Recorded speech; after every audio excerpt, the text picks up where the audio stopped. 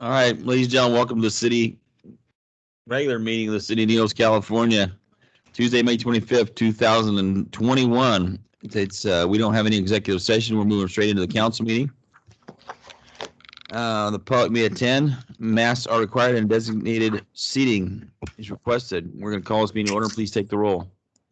Councilmember Campbell, Present. Terrell, Here. Merritt, Here. Williams. Here. Pageant. Yep. Belt. Here. Longacre. Here. All right. Would you please rise for the invocation of the Pledge of Allegiance led by Councilmember Merritt.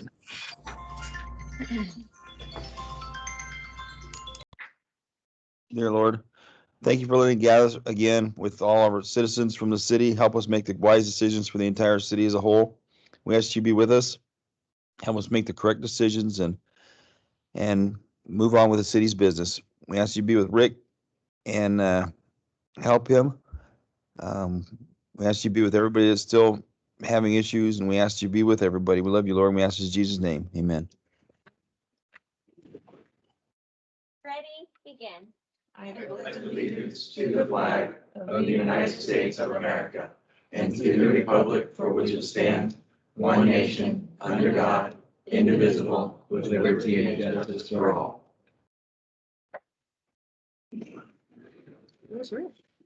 But he's declined right there. Approval of the agenda. Go ahead and, I'm gonna do the outside, I'm gonna come up there on the deck. I'll make a motion to approve the agenda. We have a motion. We need a second. A second. We have a motion, second, call for the vote. Okay, we can use our voting lights now. Yeah. I don't know how to do that. Oh. It's underneath. You tell her just the opposite, Tim. John's throwing stuff. Good? Yeah, it's my first time. Woo-hoo. 6 ayes. Councilmember Campbell. not a virgin Councilmember Campbell, Oh, yes. Terrell, Yes. Merritt, Yes. Pageant, Yes. Belt, Yes. Longacre. Yes. Thank Having too you. much fun with life. Really is your first time. Conflict of interest. Any conflicts of interest? Hearing none. Excellent. Correspondence, No, Your Honor. introductions. Sylvia?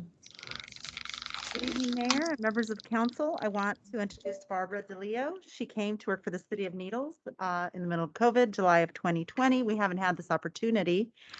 She has a bachelor's degree in accounting from Cal Poly Pomona and a master's in business administration. She's a professional accountant with vast experience in the field, and we are very glad to have her as part of our team. Excellent. Welcome. Welcome. Somebody needs to be mute. All right. As a courtesy to those in attendance, we'd ask you to set your cell phones to their silent mode, please. Public appearance. Persons wishing to address the city council on subjects other than those scheduled or requested to do so at this time. When called by the mayor, please announce your name and address for the record. In order to conduct a timely meeting, a 3-minute time limit per person has been established by Municipal Code Section 2-18. Amendments to the California Government Code Section 54950 prohibits the city council from taking action on a specific item until it appears on the agenda. With that, public appearance. Hey, Jared. Jared Thompson, 1320 Santa Fe Circle. I wanted to thank the city water department for their rapid response on Sunday when we had a water leak in our street. Bubbled up pretty fast, started flowing down the street. As soon as I notified the on-call people, I saw Frank Venezuela and Ponce and all the guys out there fixing it and taking care of it. So brought to a quick resolve. But the other issue is they shouldn't have been there in the first place. This was a leak that was fixed months ago. They came out, fixed it. It sat and it sat and it sat. Trucks ran over it, dump trucks, trash trucks, everybody drives over this hole. It was never taken care of by the street department. I talked to Ponce, I talked to the water department themselves. They say we send our cuts over to the streets department, they're supposed to take care of it. This thing got 2 feet deep. Now you have trash trucks running over it. It broke again. Started leaking again. So I have residents, because I work in a similar field, who come to me and have mentioned, we're going to do something because it's not getting taken care of.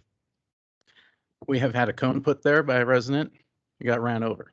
They stuck a flag in it, got blown away. I now have a resident who came to me and said, I'm going to take several car tires. I'm going to paint them high visibility colors, and I'm going to stack them in the middle of the street to avoid people from driving through this hole and breaking it and doing another damage. You want to drive your vehicle down a street, granted it's a cul-de-sac, and I hope you respect, kids are there, but you come down there at 20, 30 miles an hour at night and you hit several car tires in the middle of the road, that's going to do some damage. That's going to throw you into parked cars on the side of the road. We have some kind of disconnect between our departments where we're fixing stuff. Either it's not getting reported or it is getting reported and it's not getting taken care of for several months. Now I have an even bigger hole on my street. Granted, it's filled in with dirt, but it will be continued to drive through and it'll be continued to start eroding again until it's another issue. I understand there's a lot of stuff going on, but there's got to be some kind of process where either they come and maintain them with dirt or they come out with cold patch or they get hot mix. I don't know if the city purchases and has cold mix bags that they can come and just dump it. It was not a big hole to begin with. It could have been an easy cold mix bag of it, dump it in there, let a car run over it. It's packed down, good to go. Now it's an even bigger hole. Now you might have to go get hot mix. I don't know if the city purchases in truckloads or just in bags, but now it's a big, huge mess. And several of the residents are complaining because we haven't seen street sweepers on our street for a long time. We got a lot of debris from trees and grass and whatever. Now I got a whole street full of mud. So I'm hoping that there is some kind of communication or some kind of something where these departments can say, hey, yeah, it's something small, we'll check on it. Or, they might have a lot to do. I understand. We got a lot of projects going too, but it's a progressive issue. And we're not a major street. We're not a big street. We're a cul-de-sac off of a cul-de-sac. So, and now you're going to have residents dragging crap out of their house to try to resolve the issue themselves. That tells me there's something going on and there's a disconnect and a problem when your residents are trying to solve their own problems. Thank you. Thanks. You have a city councilwoman that lives on that street somewhere, I know. We'll get on that. Any other public appearance? Seeing that, we'll move on to our first presentation. Presentation by Captain Ross Durango of the 2020 City of Needles Annual Crime Statistics. Howdy, Captain. Good evening. Every year, the Sheriff's Department prepares an annual report that includes crime statistics for all the areas that we serve, which obviously includes the City of Needles. So you have before you the 2020 crime report. And as you can see, Part 1 crimes decreased 31% from the prior year. However, Part 2 crimes did increase. Part 1 crimes are the more serious offenses, and those are outlined in the graph below. Part 2 crimes include things like fraud, vandalism, weapons offenses, drug offenses, and public intoxication type offenses. Although we compare year to year, it's better to compare crime trends over time to show a pattern, because sometimes things like COVID can impact crime trends and crime statistics. Thing of note is aggravated assaults were up this last year and at a 5-year high. And undoubtedly, some of the crimes that decreased were related to COVID, I think, because crimes of opportunity such as theft and burglaries, simple assaults decreased, probably because people were home.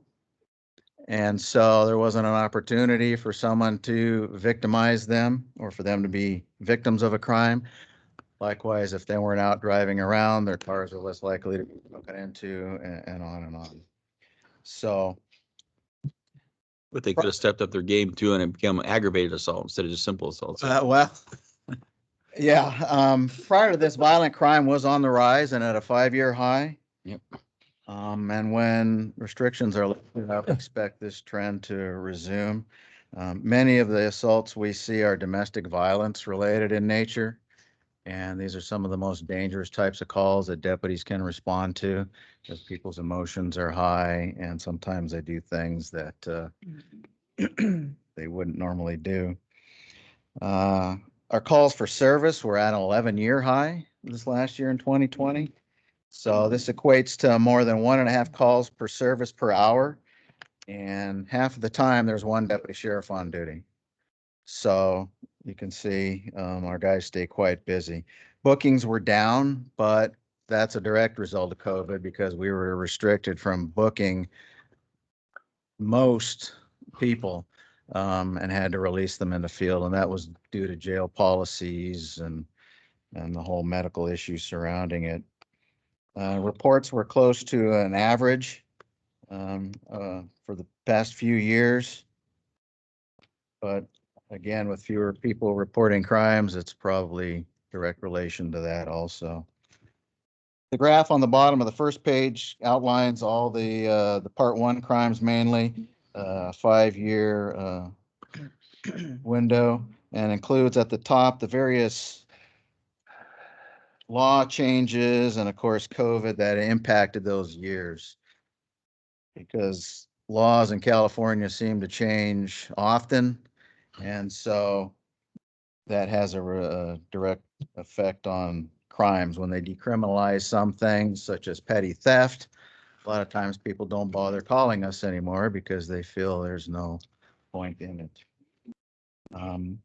One thing of note is assaults on deputies in the city of Needles are up 400% over the last 5 years. And in fact, just this last week, we had 2 deputies assaulted by suspects. So this is the same trend we're seeing throughout the state and the county. People feel more emboldened to challenge law enforcement and assault law enforcement. And with more people being released from prisons and jails that should probably be in custody, they feel that there are no serious consequences, I'm sure. In fact, throughout the county, murders are up 94%. Aggravated assaults are up 102%, and this is over a 5-year trend. So again, our deputies are encountering more and more dangerous situations. In fact, I just read some statistics from the city of Los Angeles, and they almost mirror this exactly. Some of the part 2 crimes and the thefts are a little down, but assault and violent crimes, weapons offenses are increasing at an astronomical rate. At the top of page 2, there's a breakdown of our calls for service. So you can see in 2020, it's at an 11-year high. In 2019, our response times to priority 1 calls, which are the highest priority, was 4 minutes 52 seconds on the average. This last year that increased to 7 minutes 14 seconds. So with the increase in call volume and the limited number of resources we sometimes have on duty, our response times have gone up. Now, our response to priority 1 calls are sometimes related to the other calls because, or the other lower priority calls a deputy might be on, well, he's going to break if there's an emergency. So our deputies aren't just sitting around the station waiting for something to happen. They're out in the field doing other things, doing proactive enforcement, responding to calls. And when an emergency comes out, they'll just drop what they're doing and respond to that. So that's kind of a relative number. I've also included some social media and public information resources. We often get inquiries of, what the arrests are, what the bookings are. Now, of course, we publish our weekly arrest log, and that came out of people's interest in the community of what was going on. And we're going to continue to do that. But these are some of the places you can go to find out our calls for service, where crimes are in your neighborhood through the crime mapping application. If you want to know someone's in custody, you can go to the booking locator. If you want to know the status of their case, you can go to the court case lookup. If you're interested how things compare to other cities throughout the state and nation, you can go to the FBI violent crime and property crime statistics. So those are good resources if you're interested in finding what's going on. Following us on Twitter, we try and put out as many press releases as we can of significance to keep the community informed of what's going on. And also not just the bad things, but the good things too, because there are really a lot of good things going on also. I've included the non-emergency number to Sheriff's Dispatch. Sometimes people have a tendency to call our business line at the office here. That's not the best way to get a response because that doesn't go to our dispatch center.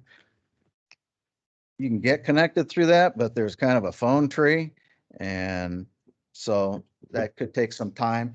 The best way to get a hold of a deputy if you need him for a report or a traffic accident, something that's non-life threatening or not a crime in progress, is to call this non-emergency number. Because if you call 911 on the cell phone, depending on what cell site you're at, and we had this problem the other day, it ping-ponged from Mojave County to La Paz County to DPS Phoenix. And if you happen to connect to someone outside the area, they're not going to know what you're talking about. One of the downfalls of the 911 system in this area, I think, because it's so dependent on what cell site you're on. And, you know, if you're on the river, it could go several different places. So that's a good number to put in your phone if you want to get a hold of us. That way, you know, you're talking to us. Yes, ma'am. Would it be better if we used our landlines if we wanted to call? If you call 911, yes, your landlines will show up on our Your dispatch address. center with your address and all of that. Yeah, if you call from a landline 911, it'll go directly to us. But a lot of people don't have landlines anymore. Everybody's got a cell phone. So yes, if you call 911 from your landline, we'll know exactly where you're calling from. On the third page, again, we've got some of the events we participate throughout the year in the community. This last year, because of COVID, the events were limited, but we were able to participate in some things such as the cemetery cleanup, which we're going to be doing this Friday also. Backpack Buddies event, which we enjoy doing every year. We did at the school, so that's always a good project. We did the prescription drug take back, and I think we had roughly 20 pounds of prescription medication that was brought in. So, and the angel tree at Christmas. We set up that angel tree in our lobby. We got the names of some local children that were in need, and boy, was the response overwhelming. We ran out of names. We had to go get more. And so we were able to deliver gifts to over 100 kids in the community. And our staff had a great time doing that. We plan on doing that again this year. And the community brought in gifts. We loaded up a trailer and drove around and delivered them. So that was a really good event. On page 4, I've included some of the department resources that come with contracting with the Sheriff's Department, from our specialized divisions to our aviation divisions to our scientific investigation division. One of the things you get with contracting with us is a guaranteed level of service. So you never ever have to worry about hiring, retention. No one, in effect, ever goes out sick, out injured. No one ever goes on vacation because the hours are filled all the time. So although the city pays for 7, it probably really takes us almost twice that to be able to ensure that guaranteed level of service. Some of the future projects for the upcoming year, we plan again, continuing our community-oriented policing projects. We've been down Jack Smith Park on the weekends. There were some issues with the paving the other week, so we went out there to ensure that people didn't drive through the paving and mess up the new paving while the crews were out there. If we identify a specific issue in the city, a crime trend, burglaries, thefts going on, we'll commit some resources to that to try and catch those people and alleviate that problem. We're still trying to recruit the community affairs specialist. That is now an open recruitment through the county human resources, so it's a continuous recruitment. So at any time, anyone can go on there and apply. We'll periodically get a hiring list. We want to find the right person for that job. You know, it's a high profile thing in the community. We want to be able to provide good service to the community. So we're hoping we get some good candidates. As the schools open, we'll participate again in the safe routes to schools to make sure that the kids are safe going to school. And we'll also conduct some additional directed traffic and enforcement, parking enforcement projects as we get complaints about those throughout the city too. So that's my report. I can answer any questions anyone may have. Thank you. Does anybody have any questions? Okay, Ms. Kellum? Is it the sheriff's department that does the neighborhood watch program? Or is that the city? We do You do? have neighborhood watch programs. The issue right now is we don't really have anyone to manage that. That's what that community relations Okay. person would do. So we're anxious to get that person on board so we can do things like neighborhood watch. So we can do drug prevention programs in the schools, work with the kids at the rec center and the library. Yeah, that's what that position is designed for. Okay, then once you have that person, then you would have, I mean, in the past, we had a resource person that drove around like a civil patrol vehicle. They kind of perused around. No, citizens on patrol. Citizens on patrol. That was it. Citizens We do on have a patrol. citizen patrol. In fact, we have one of our members is very active and he comes in almost weekly and patrols the Okay. city. Okay, great. See him driving the citizen patrol vehicle. Yeah, I remember Larry Sheriff's Ford on used to the do side. it. And so then once you hired this person, then we can start up neighborhood watch Absolutely. programs in different neighborhoods. Absolutely. We just like disappear people that come on our street. Yeah, well, and you know, one of the things with neighborhood watch is we need someone to be involved and engaged in that with that full time. And Right. because we want to do it right. So that's what that position would do. Okay, thank you. And I had one other question. You had mentioned, because I don't know the hierarchy and how things work. You said there's one deputy sheriff on duty at all times. Is that like one person in charge in your office or one person patrolling the There's streets? one deputy assigned to patrol the city of Needles, That's it? One deputy? Where's everyone else? patrolling our county operation, Havasu Landing, Big River, Colorado River, working in our jail. Oh, okay. Yeah, I don't know how many are on Our at one patrol time. area is the eastern half of San Bernardino County. Right. So 5,200 square miles. Oh, yeah, I've been out on Kel Baker Road, What's that? all the way to Kel Baker. All the way to Kel Baker Road, yeah. Right. Now, 12 hours a day, there is a cover deputy. So there will be two on half of the time. Okay. Okay. I wasn't aware of that. Thank you Yeah. for answering my question. Sure. Any questions, Zach? Yeah. With COVID restrictions lifting in June, is the sheriff department planning on redoing live scans or are they gonna keep sending them to That's different all agencies? dependent on what the county of San Bernardino's policies are. We've been following those and I've checked periodically if there are any updates on that. At this point, we're not doing live scans. As soon as they give us the green light, we will resume. I don't know if that will resume in June, though. Okay, thank you. I have a question. Captain Ross, on that page 1, on there, when you're looking at that negative, am I reading this right then? So actually violent crime zone are down from 23% from 19 to 20. Yes. So in total, all of them are In total? correct. The total violent crimes are down 23%.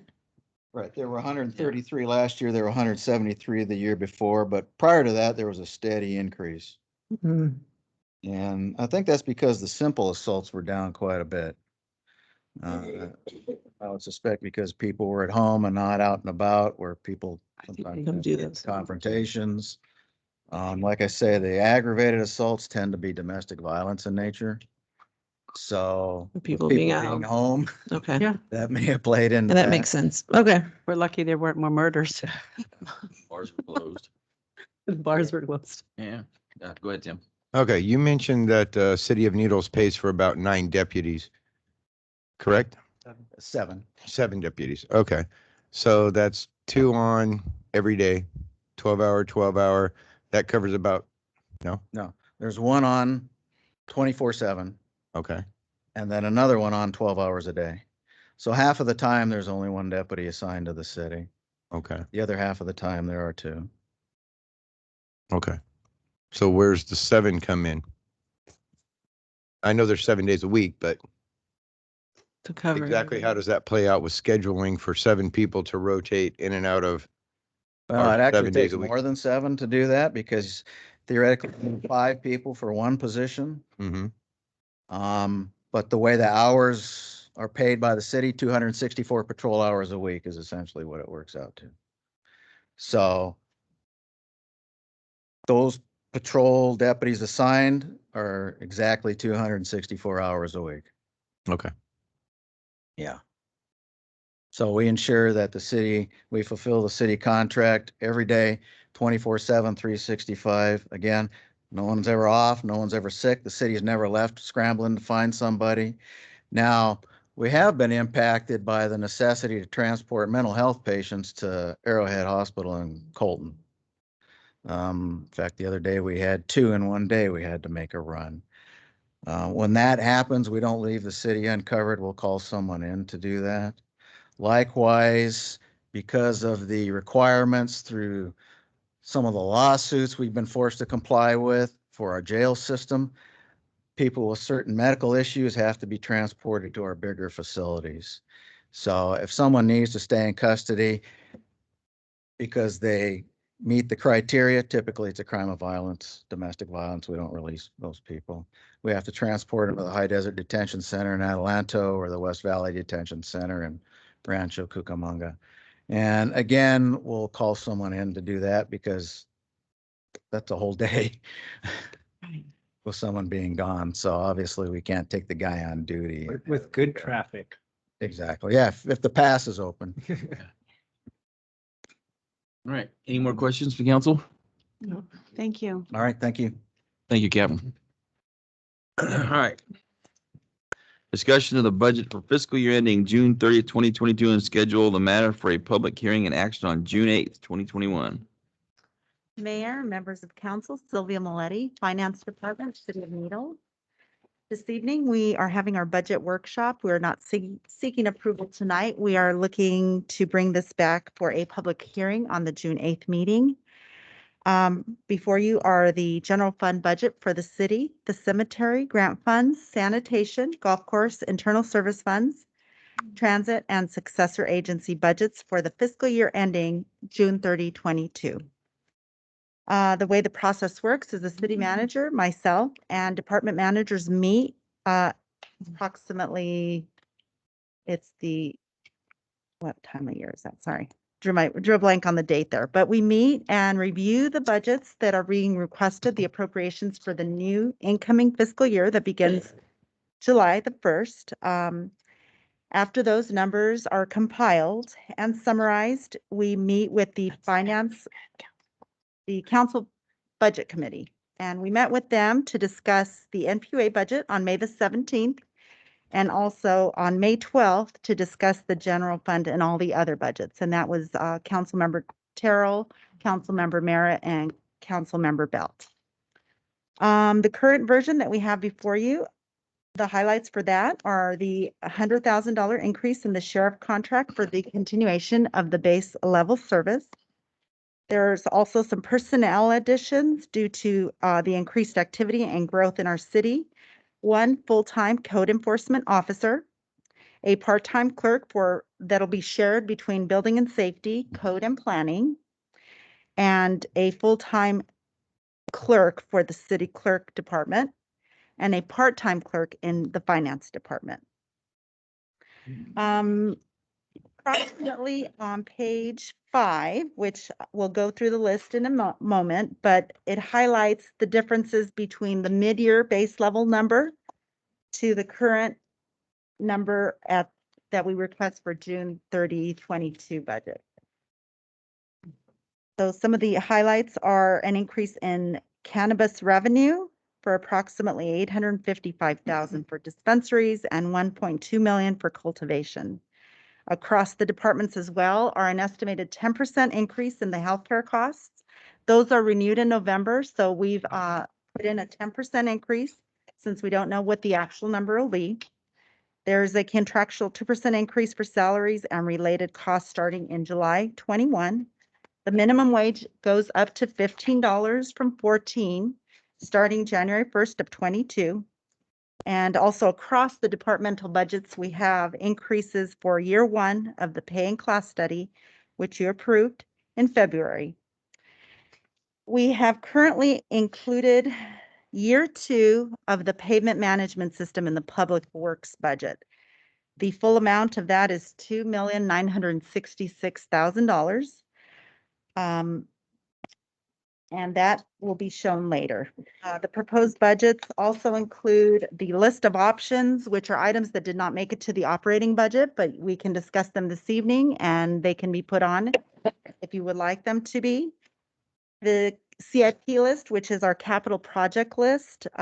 These will improve efficiency, improve the level of services, and enhance the community's visual condition. These projects were reviewed and generated from boards and commissions and department managers. The way the budget stands for general fund, the projected cash reserves for June 30, 2022 will be $418,000. That is only approximately 3.6% of operating expenditures, and our policy requires 10%. So we should discuss that a little bit later in depth.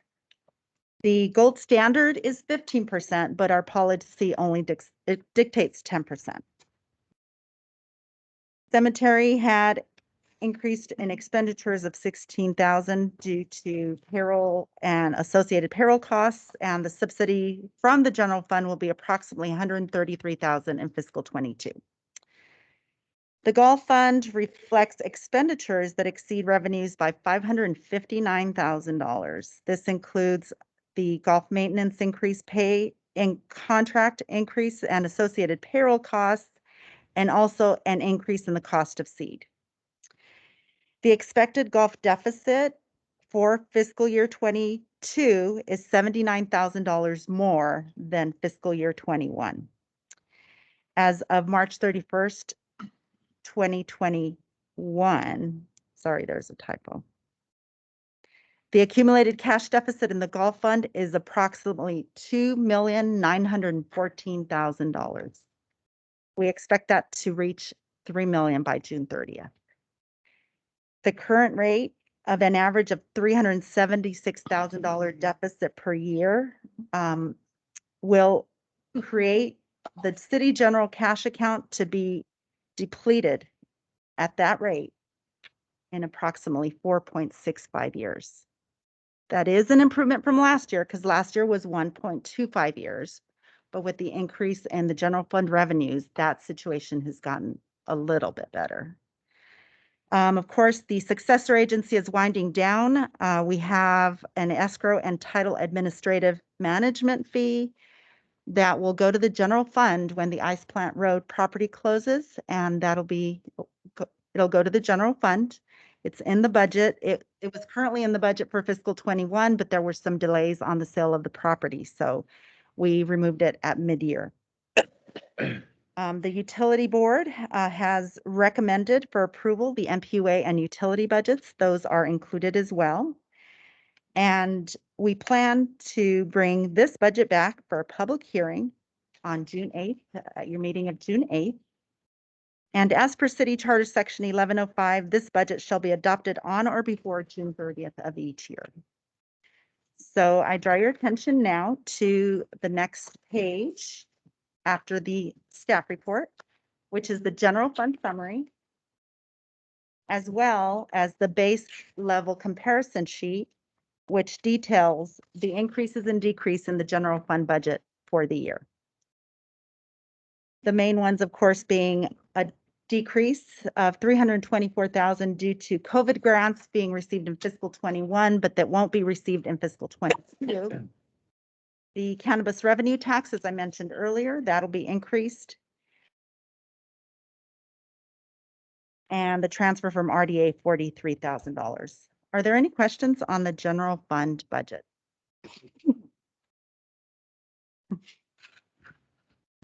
It's a lot. I know, it's a lot.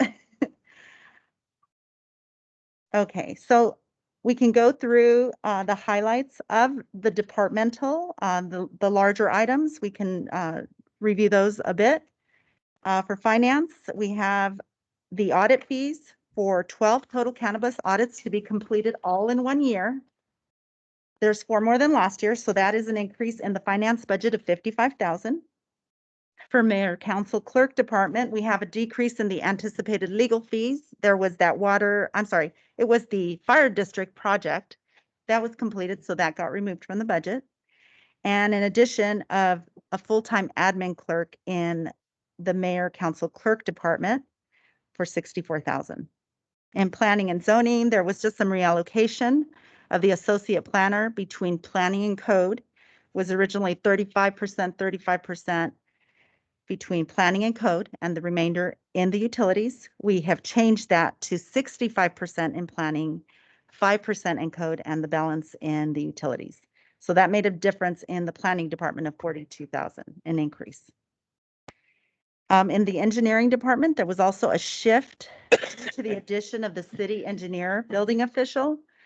We had a building inspector before, which was 100% in the building and safety department. Now with the building official / city engineer, we split it 50-50 with the engineering department and the building and safety department. So that created the $104,000 increase in the engineering department.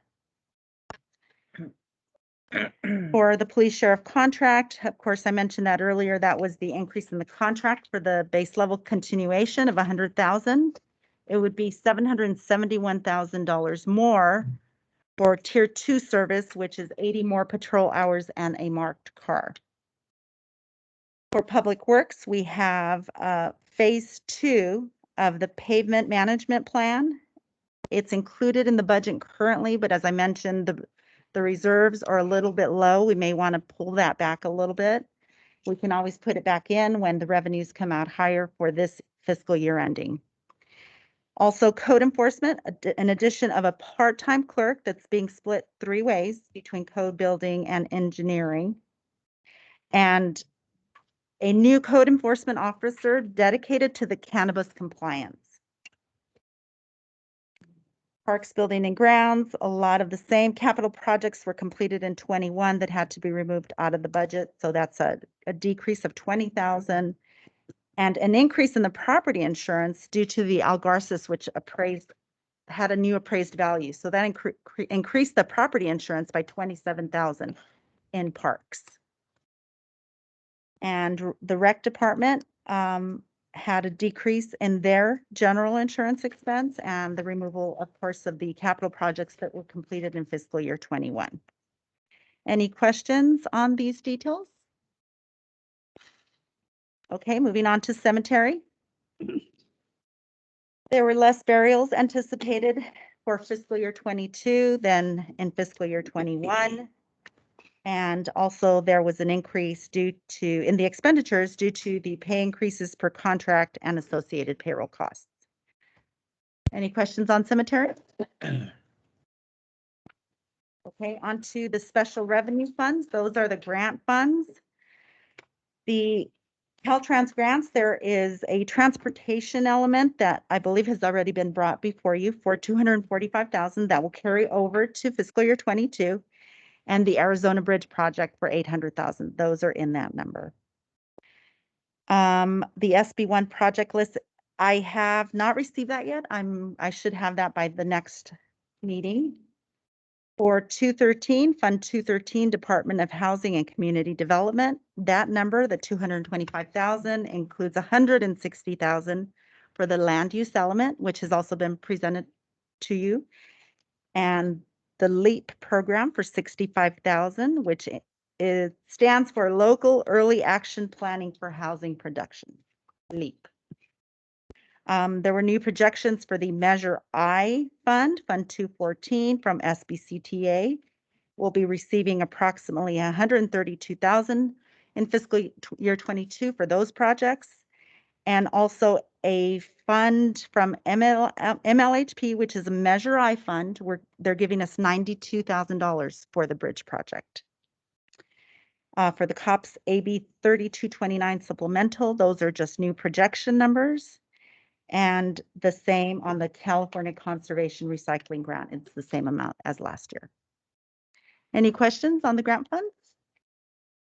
Okay, sanitation is the next page. That remains the same for fiscal year 22, no change per contract.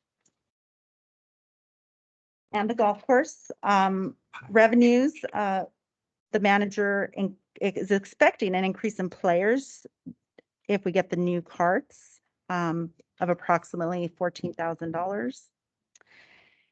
And then to cover the fiscal year 22 deficit would require 559,000. The city manager asked me to draw up a payback plan in order to, tighten up that deficit that we have. Came up with a $300,000 per year for 10 years in order to cover the $3 million deficit. There were increased costs in golf maintenance for 109,000, of which there was the increase in seed prices and pay increases per contract and associated payroll costs.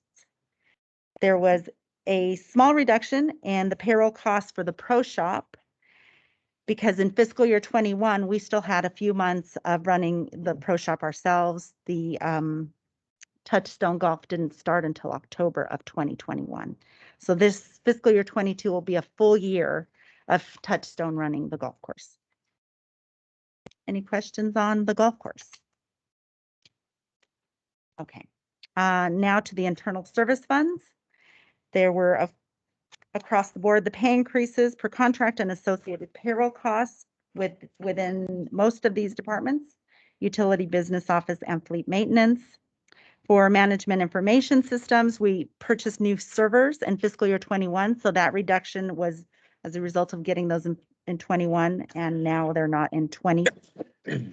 And the vehicle replacement fund, we had a reduction in the department contributions for wastewater to balance their budget. Their contribution to the vehicle replacement fund was suspended for now.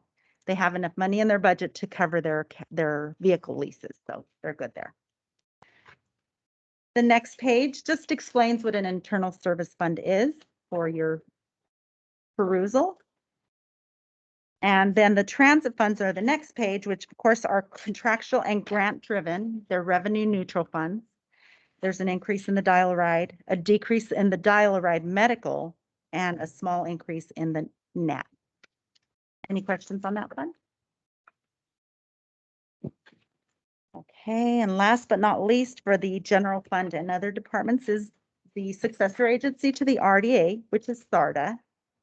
And we're seeing the wind down continue on that. The bond payments will be paid in full in August of 2022. So it'll still carry over to another fiscal year, which will be fiscal year 23, but that'll be the final on that. And expenditures, we're currently working, or Patrick is working on the Needles beautification program. So that's what the expenditures are planned for this in fiscal 22.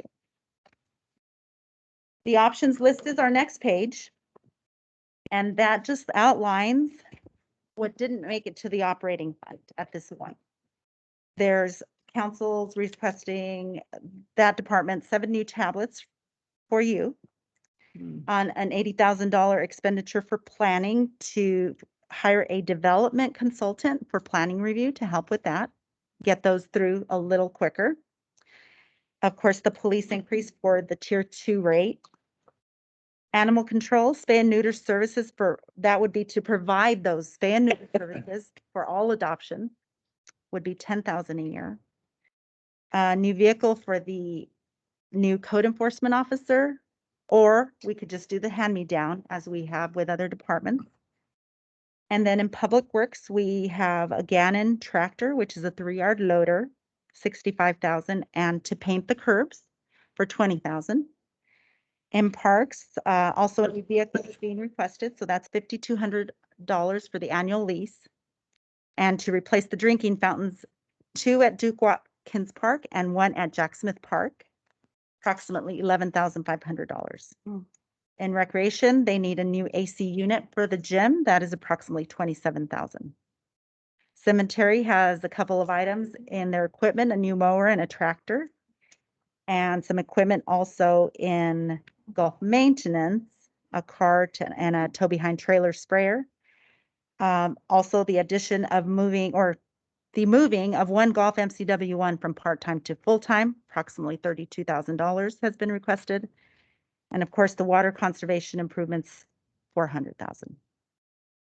The admin facility with all the new personnel coming in to work in our office as of July 1st, we'll have 4 new people. That would cost approximately $100,000 to build out the back file warehouse area. I'm not sure if all of you have been back there, but there's room, so that would have to be built out, new air conditioners, new ducting, et cetera. That is a preliminary price of approximately $100,000 to do that. And with further discussion and your direction to move any of these to the operating budget, we can do so. The next page is the capital improvement plan, which just outlines the projects that are in the queue, pending financing available, funds availability to move forward with these. Those are the ones that have the question mark next to them, that there's no outlined funding source yet. For parks, building, and grounds, we're hoping to get some park grants to do some of those. The playground equipment with shade for Duke Watkins and a new basketball court, a river walk design, etc. Page 2, we have listed the infrastructure improvements for the American Rescue Plan Act, which is $936,000. We're hoping to do infrastructure improvements with those funds. It's still very preliminary. We have not even filed for it.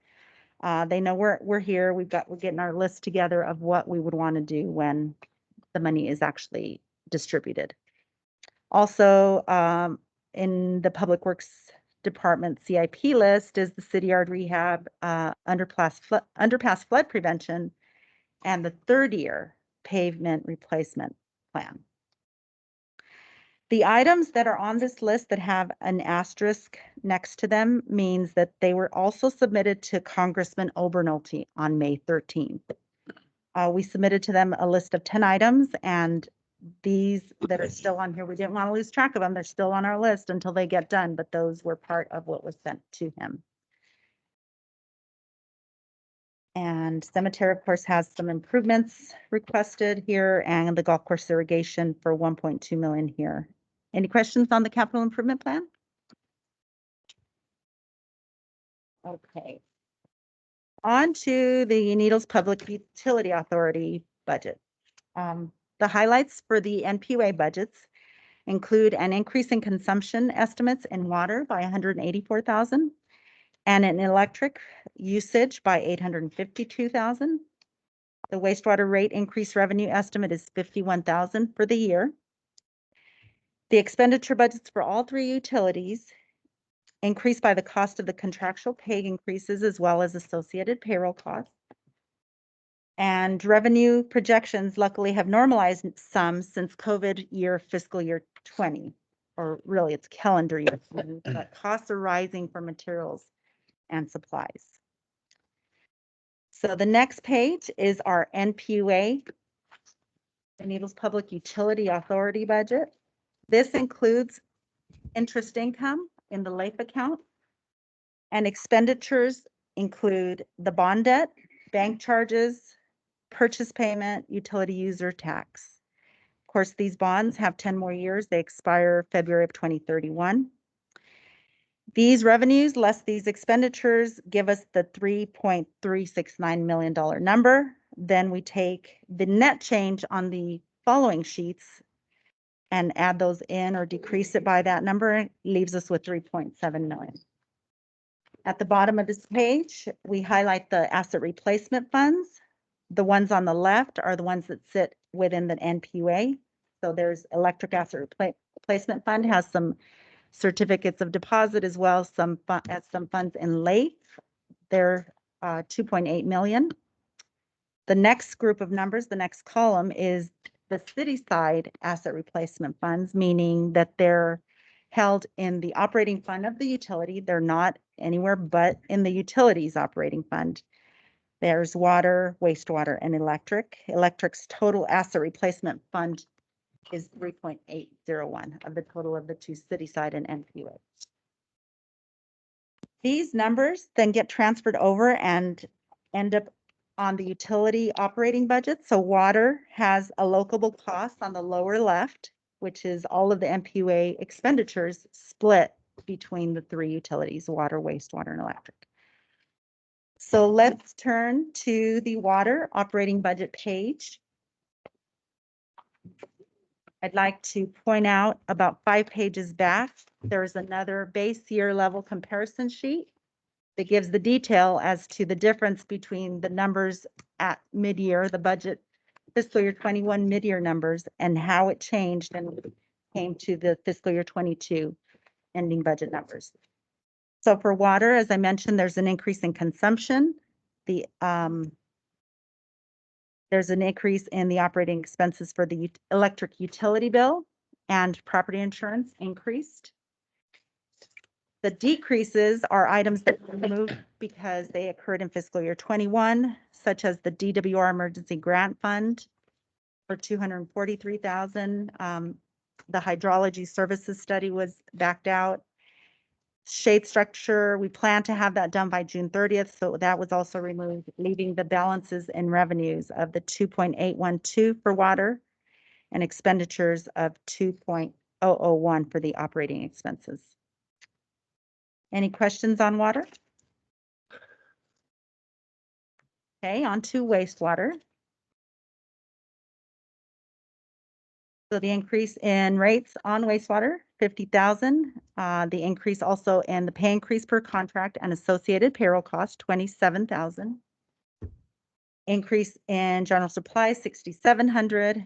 Decrease in property insurance, 8,600. And that leaves us with our ending balance in revenue for wastewater of 2.228 million and the operating expenses at 1.297 million.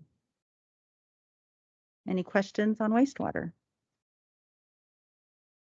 Okay, on to electric. The electric revenues reflect an increase in consumption estimated at 852,000. The pay increases per contract and associated payroll costs 221,000. Power purchase costs, an increase of 380,000 for fiscal year 22, and a decrease in property and liability insurance is 21,000, leaving with electric revenues for fiscal year 22 of 8,138,000 and operating expenditures 6,241,000. Any questions on electric? Okay, slight increases in the All-American Canal, seeing a 2.5% increase on revenue and a 2.1% increase in expenditures. Any questions on All-American? Okay, the next and final page is the capital improvement plan, same as like the general fund, where these are the projects that we have in the queue for when funds are available. The funding source being outlined on the right, whether it be asset replacement fund, grant monies that are in the works, revenue bonds if we ever get to that point, or privately funded. And they're listed in order of priority. Again, the asterisk items are the ones that were submitted to Congressman Obernolte. And that concludes my presentation. Are there any questions on any of these budgets? Comments? I had one on the golf carts on, they're listed, is that including the action that we're taking tonight? The budget amount of 300,000 or something like that? It does not. So it would increase It that would line? increase, yeah. It was on page 2 of 2. Golf pro shop costs. And they have golf carts listed at 375,000. Do we have that? Let me see. Is that another 375,000 worth of golf carts? Not 375. We're not going that high. Oh, it's on capital improvement. The capital improvement list, sorry, that is like the wish list. So it has, it's not on the operating on the- budget yet, It's not efficient. since there was, Are we not taking action on? well, it's purchasing some tonight. Yeah, golf we'll have carts to add tonight? it. If Is it's this the same matter? the same matter. So it's not only a wish list, it's an actual list. Yes, when this was created Okay. last month, I yeah. thought you said it was a wish list, and so I thought maybe there was another 375,000. Thank you. Any further questions? No, but can I say thank you, Sylvia? This was great budget, Yeah. lots of learning, and thank you for all your Thank hard you. work. Thank you, Council. Right. Okay, so direction to proceed with the budget process and schedule the matter for a public hearing on June 8th, 2021. Your next meeting for the fiscal year ending June 30, 22. Yeah, can we have a motion? I've moved to continue. Are we continuing Just set a hearing. or to set a hearing on June 8th? I'll second that. Is that all you need? Yes. Okay. Thank you very much. Any discussion? Is there any public input on this matter? We'll go ahead and call for the vote, and we'll see you at the public hearing.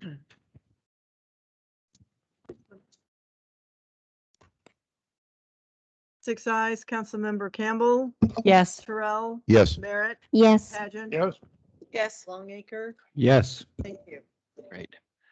Number 3, public hearing, notice to consider all evidence testimony for or against a conditional use permit for a 31 square foot cannabis dispensary consumption lounge located at 1400 J Street, APN 0185-201-54 in the C2 General Commercial Zone. Applicant is Mona Sanner Herbarium. Staff report. Honorable Mayor, just a quick second. Sylvia would like to go back and there's an options list that needs to be discussed with the council. If we could go back to that last item, Sylvia would like to discuss that briefly. There's an options list that has been presented to you and the council to provide insight to staff so we know how to move forward. Is that the first page right at the beginning? Approximately page 16 of the staff.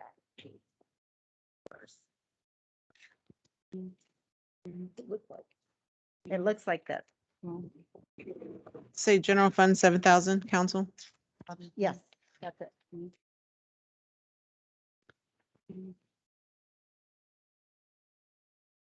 But in concurrence with that, we'd have to discuss the general fund reserve, since it's only at 3.6. With your direction, we need to maybe pull back on that street project.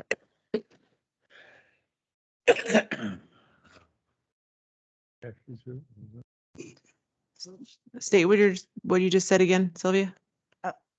The general fund reserve as it stands in this budget is listed at 3.6%. That 418,000 that's remaining after June 30, 22, that's our projected. Mm-hmm.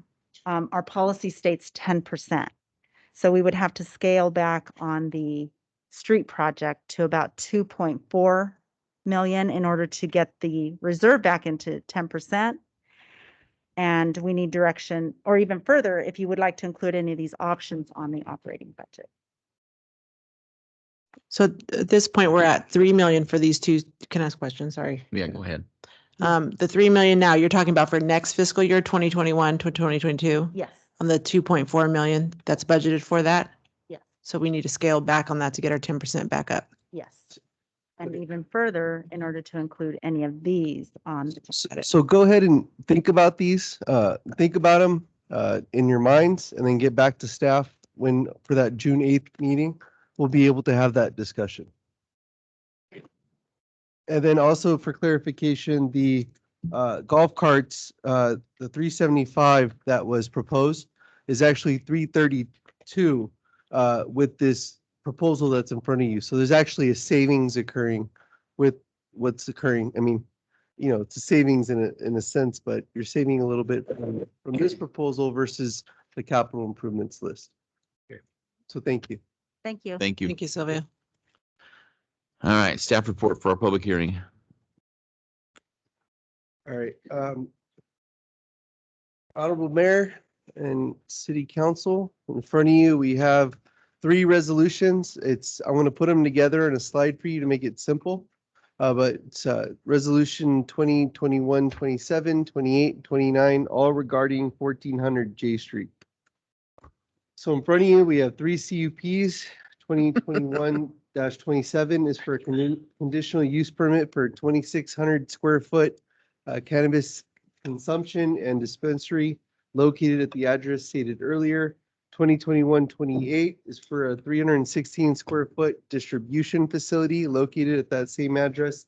And then finally, 2021-29 is for a two-phase, two-story cannabis cultivation facility, 70 by 125 feet by 30 tall, totaling 17,000 square feet, located at the same address. As you can see, it's located right off the freeway, off of J Street, in the middle of the city. In its location, you can see to the east that there's existing commercial businesses, Jack in the Box, McDonald's, and the other retailer that's located. And then down to the south, you can see that there's parks, also another hotel to the east, there's residences, and to the north, there's residences. Here's an aerial map of the site. It's the vacant Denny's site that's currently sitting there off of J Street. So as previously stated, the applicant has put in for 3 CUPs. It's 2 phases. First phase is going to be the retail lounge and the cannabis dispensary, totaling 1,500 square feet for the retail business and 1,100 square feet for the lounge. And then in that same building, there will be a 316-foot distribution facility. Phase 2 will be a new steel building, a cannabis cultivation facility totaling 17,000 square feet. The project is basically an acre, 43,000, and is located at the former vacant Denny site, as I previously stated. It's located in the proper zoning to permit this use. The project will include 53 parking spaces, 19 employees in the first phase, and additional employees in the second phase, and will be open from 8 a.m. to 10 p.m. And so as you can see, here's the site plan. At the very top, if you look at the gray area, that's the proposed steel building that's totaling 17,355 square feet, which is farthest away from J Street. More closer to J Street, you're going to see that the building A has the existing site that's going to be broken into 2 different businesses. There will be a consumption lounge and a retail business and a distribution facility located in that same building. So here's the floor plan. I'd like to walk it through with you. The floor plan, you can see the 2 different shades of color that's being presented. So you've got the blue, which is going to be the retail. The retail is going to be the service area where the consumption, where the retail cannabis will be sold. And then down below is the consumption lounge area where it will be consumed. And then you can see that in the shaded area up top, that's going to be the shared area, which indicate bathrooms and a kitchenette and things of that nature. And then there would be a restroom in the retail service area for the public. Here's a rendering of what the lounge would look like presented to us by the applicant. So the floor plan for the distribution facility is going to be located in the northeast corner. As you can see, it's 316 square feet of a distribution area with a separate entrance area from the outside.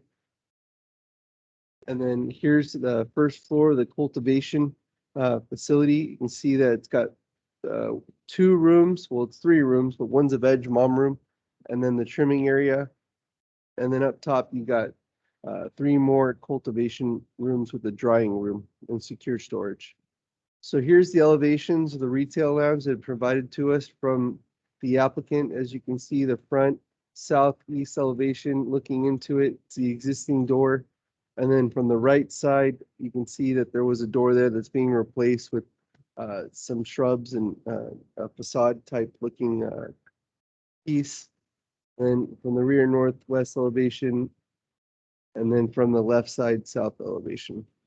And then this is what the second phase cultivation facility is going to look like. This is the existing site today. If you were to drive down J Street, the vacant Denny's sitting there. There's another at Sunset. And then this is what the proposed site rendering is, as you can see by the rendering provided by the applicant.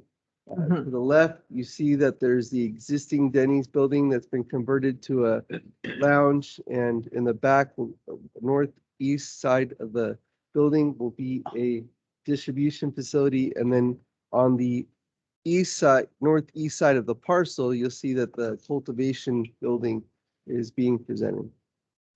So there's been some added conditions Access to the cannabis is limited to 21 years or older. A 6-foot combination wrought iron fence will be proposed at the site.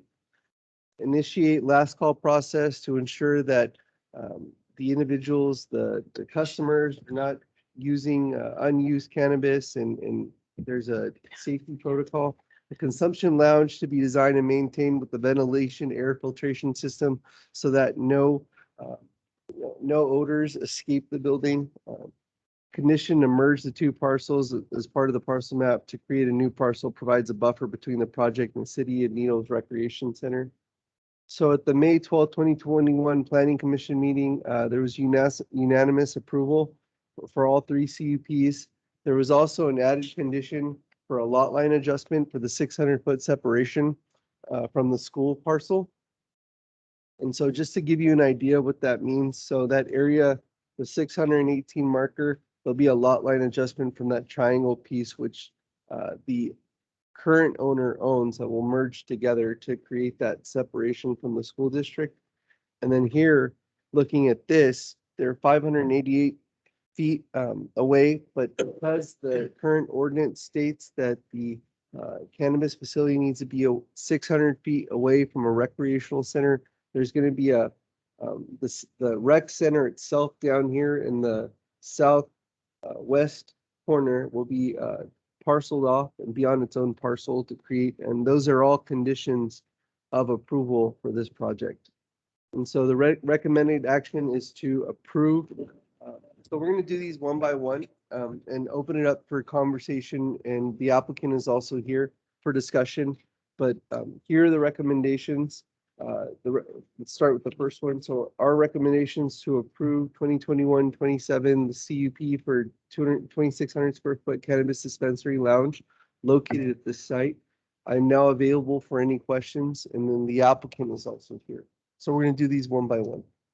Any council questions, staff? You're on. Oh, yeah, let's start. So we're on dispensary Cannabis. consumption lounge right now. Yes. Okay, so first off, the parking lot's gonna have a block and iron fence around the whole property, correct? That's what this says. That is correct. Okay, most dispensaries are open to parking, so you're gonna have people come in this parking lot inside this gated area where a distribution is. You're sharing loading and loading of distribution with public parking? Yes, because that's what this plan says. Yes? Correct. And the gate will be open. The gate will be open during business hours and will have to be closed after business hours. But aren't all distributions in this city have to be gated off and fenced off from the public? Yes. Correct, correct? With a guard.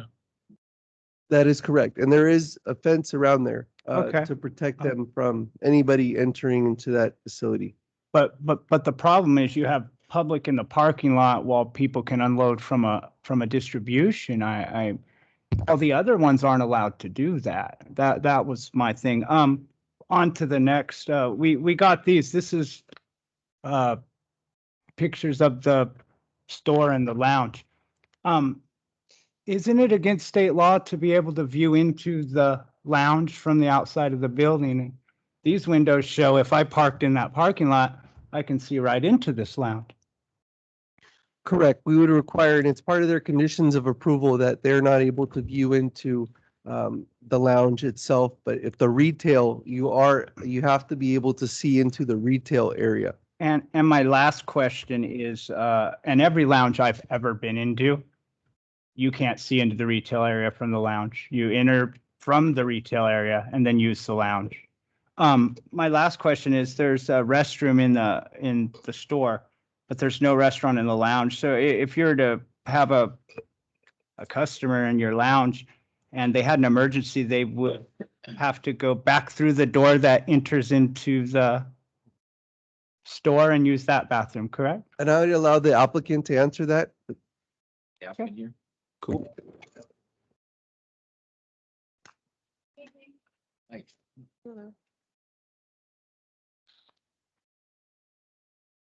Good evening, Mr. Mayor, council members. My name is Mona Sana. I'm representing the Herbarium brand for the ownership. I'm the COO for the business based out of 979 North La Brea, Los Angeles.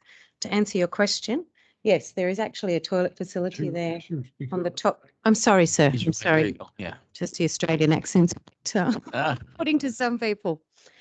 On the top left-hand corner, Cheryl, correct me if I'm wrong, there are facilities there, toilet facilities for the public to use. Yes, ma'am, in the. In retail store. I said that. Yes. But my question was if someone's using your lounge area, they're going to go back through that door right there that separates the two rooms to use that bathroom? Yes. That's what I was asking. Sorry. Yes. I'm good. Any further questions for the applicant while she's here? I have a question. Go ahead, Ellen. Hi, Ellen. On the, Patrick, the slide where it shows the park. Yes. Park. Here. Okay, so it has to be 600 feet. Are you moving the line? Yes. You're moving this line. May I? So there needs to be a separation.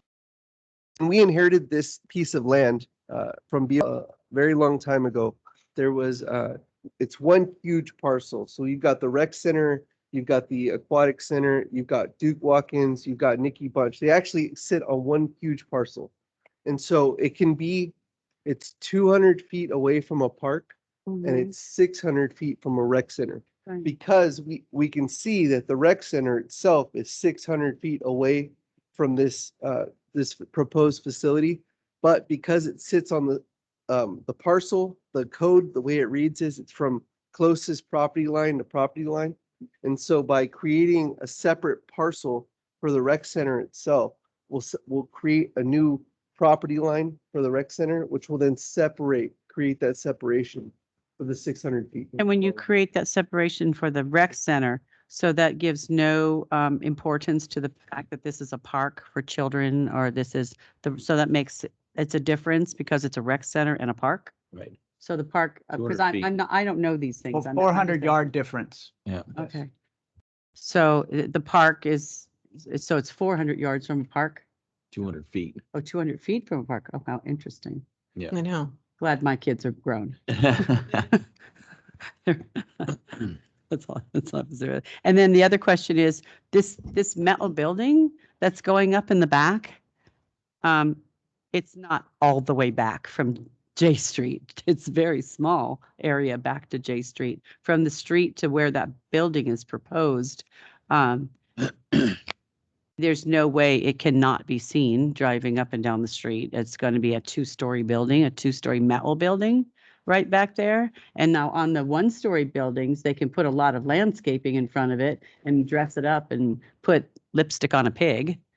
That's more to say with a metal building, which has been in controversy. You know, we're having conversations about this and having to vote about metal buildings and in areas where there's residences. And my thoughts are, you know, has anyone talked to the people who live behind that are going to be looking down on this two-story building? Because I can tell you from my house on Desnock, looking across the street on the other side of the freeway, there's already a building there who have not fulfilled their landscaping requirements. And I have to look at that building every day, as well as the sound differences on the road from that metal building being there with the freeway. So we have differences there. So I just, you know, want to know what happens. And that to go back to your question, when you go into this gate the gated area, is this around the entire facility or just around the distribution part of it? Because the distribution part has to be separate from where the public parks. I mean, none of us can drive into the parking lot of any of the distribution centers. They've got fences and guards. We cannot drive in for any reason. So this cannot be one inclusive fence where people come and go just to go to buy or to use or participate, whatever you call it. I don't know what you call it. I don't, but that there's a different fence, that are there two fences, or am I confused? Yeah, please explain that to me. It is one fence around the whole entire facility. We can't separate the fence because you wouldn't have fire access and emergency vehicle access and all of that. So like separating or putting a fence in the middle of the property doesn't work for egress purposes and safety. the metal building is going to be very similar to the one off of Broadway, by By the old Taco Taco Bell. Bell. Right, Okay. with different colors or whatever. So, has a nice facade with pop outs and things like that. And looks, much more appealing than just Okay. your straight Okay. it's not a corrugated metal building. So I don't even like using more metal building term. It's a steel frame building. Behind is a big wash, so there isn't really a lot of residents in They're that right area above. back there. It is a big drop. So I know don't- what's behind it. Yeah. and then to the right over here is the freeway. Mhm. So as far as the fencing and the gate will be open for the dispensary consumption lounge time frames. I don't know the ordinance by heart. It's not a state requirement to fence off from the cultivation or distribution. There'll be security. So no one's gonna be able to access the building at the back or the distribution. The distribution is for their own product. It's not going to be, oh, sorry, it's a small space. Basically bringing from the back building up to this building to process out into the dispensary. Your Honor. The state does not require that, but I do believe our city cannabis code does. So we've added a requirement that these facilities be fenced off. And so that's why they've been required to fence the entire property in itself. When Each one of these new builds that come up or renos, we're changing the rules. So does that mean all the other dispensaries or distribution centers in town can just let the public cruise into their parking lot or decide to build a dispensary and license for that? And, you know, it's not the same as everyone else. We set a code. We ask these companies to abide by it. And if you drive through town, everyone's different. And again, here we go, changing the rules again. Why put a fence up? Just put armed guards on the roof. This is the point. So I'm going to go back to what I was talking about. I have a child who works at a dispensary. I cannot bring him lunch. I have to go to a gate and then they take it to him or he comes out and gets it. I cannot drive in there. And you cannot drive At a into dispensary? any of them. Grow. No, this is where it's a grow At a place. cultivation. So it's cultivation. So we have a cultivation place in the back. And then we have the dispensary and a lounge in the front. And in my mind, with what our city code is and what we've done with every other building in this city, is that the cultivation place has to be locked down. It has to be separate. The public cannot access it. There must be some way to put a sliding gate on it. Prisons have them.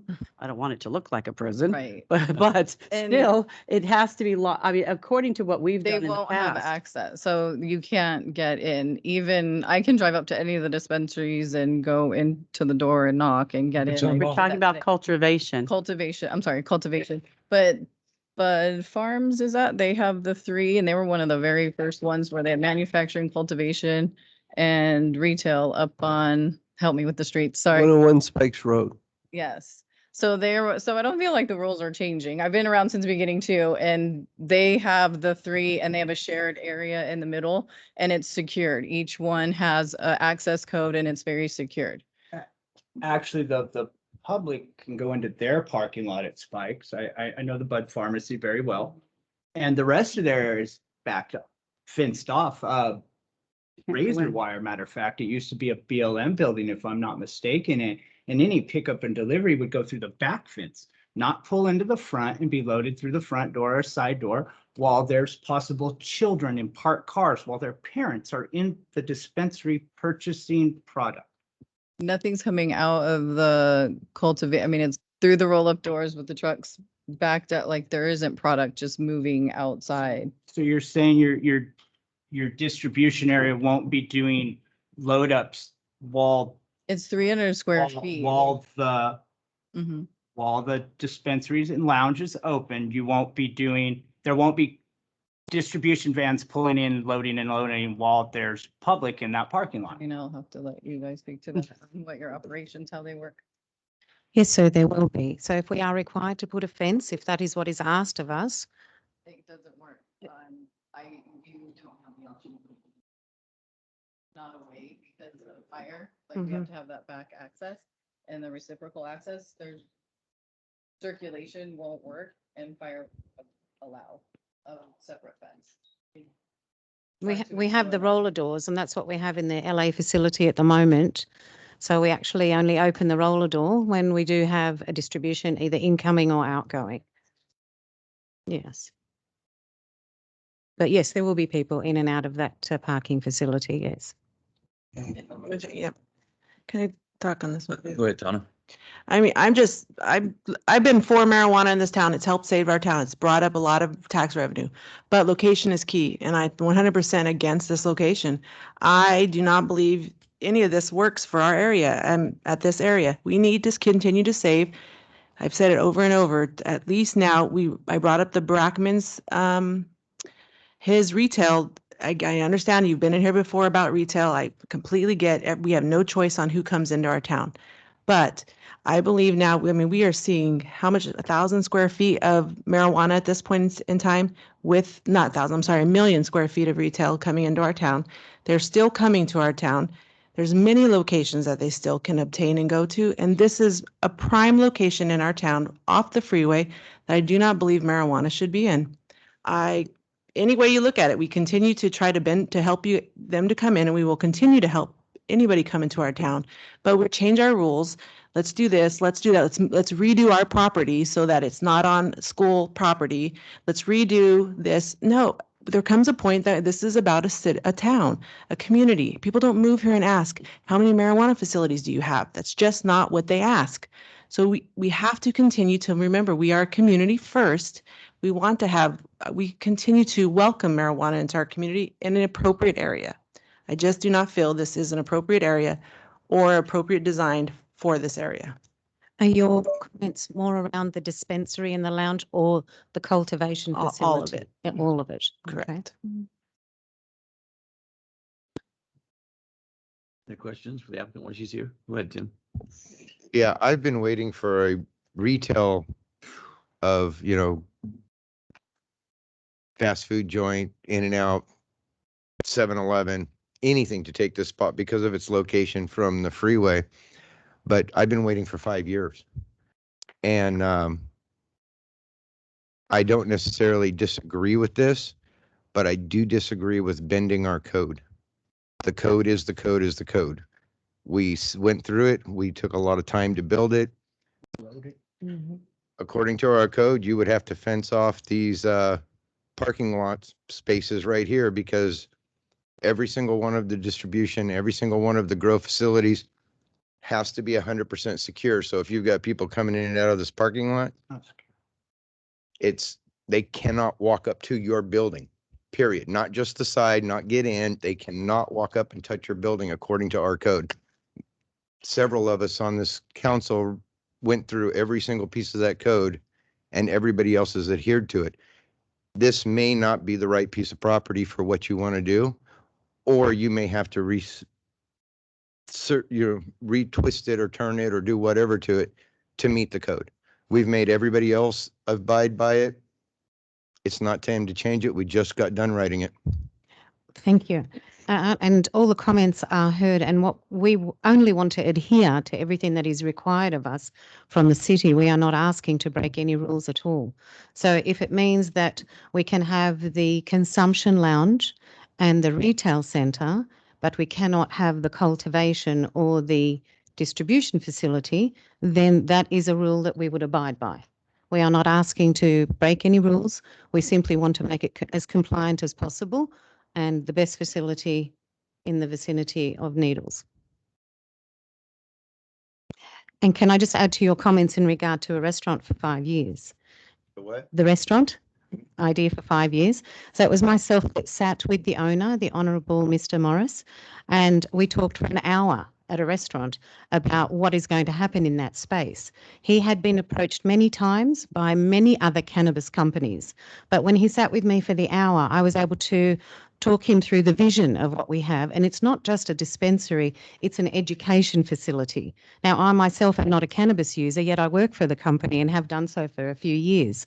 The facility's education is what is required in a population such as Needles or anywhere in that matter. So the idea behind turning his family legacy into something that was cannabis was not comfortable to him at first, and I can tell you honestly. It's got the connotation of being a stoner and all these things. But when you learn about the education side of it, which I took time to show him, to demonstrate to him, then he certainly changed his mind. And it was me that he, chose to give the approval to purchase the building for this particular use. Over Walmart that approached him or McDonald's that approached him, other cannabis companies that approached him. He was comfortable in what we were proposing. Was that Pat Morris? Yes. Yeah. Judge Morris. Yes, Mr. Morris. Yeah. Judge Morris, sorry. I think growing cannabis in the middle of town is not what this community wants. I think it's fantastic that Pat Morris has reached that kind of an agreement with you, and I'd love to see our old Denny's turned into a lounge and a retail store. Thank but you. I just can't see you building the cultivation building there. Thank you. No, I agree with Tim, and I agree with Tom also. We've been working on this. I worked with Patrick longer than probably anybody else up here trying to get something in the old Denny's spot, and we had IHOP and everybody else talk to him, and it just isn't happening. Yeah. I'm to the point, being a conservative Republican, I know that's a bad word, but I can't keep telling him he can't do stuff with his property. It's time for him to move on and get what he needs done with his property. And I agree. I don't like the cultivation there. I like the building. It's a nice looking building and everything. I think we can make this work. I think with some adjustments and separating the distribution out, maybe putting it in the back with the cultivation and blocking that off, maybe that would be something you could think about redoing. I'm sure city staff will help with anything you need. Our city attorney will try and get that worked out. But Can I I just just say can't so- keep telling Patrick no No. on this property. I mean, we beat this horse to death with trying to get something else in there. And it is in two phases, correct? So our first application is for the retail and the consumption. So why not just see how that one goes? We might even change our minds ourselves as in the phases go through that, you know what, we don't have enough space or it's not going to work or etc. So that's, I think, why we've done the CUP separately for this particular reason. So it doesn't veto all the project. Jim, do you have something else? Yeah. And as far as, the lounge, the dispensary, all the other stuff, you talked about education. I don't personally partake, but I know plenty of people who do. And I don't have a problem with it. It's just the layout of the land with the size of the building and the current code we have. It doesn't work on this property because it's not large enough for the separation that's needed or the alternate entrance to get to it. If you redesigned the distribution and the cannabis, scaled it down, made it taller, narrow, that may work at some point. But without an absolute separation between the public and being able to touch that building, that's the only part of this that I disagree with at this point. I understand. And again, we're happy to comply. So, sorry. Right, I'm just, because we do the design, if we take distribution out of the main building at the front and put it at the back building, and possibly I can shrink back the building and put a gate just in front of the building so they can park, like parking against the fence, and then go through the fence. If you could, I can get that approved through, planning and everybody to do that. I recommend that we continue this item so that we can work with the applicant to move this forward in the way that the comments that presented by the council, they can take those comments and then reapply them to the project. Well, we could go ahead and approve number 3 if that's the way the council wanted to vote on it, because that's a dispensary and consumption lounge. What's that? We have to vote to make sure it's even. That's what I said. Yeah, if the council votes that way, we could go ahead and approve 3, and then we could table or continue 4 and 5. Yeah. Yeah, just push the cultivation and Distribution. so that we can rework it into the back building and maybe shrink it. Like that. Yeah, something. Yeah, I have a quick question. So the only reason that that fencing is around the whole thing is because we need it for the back building. Is that correct?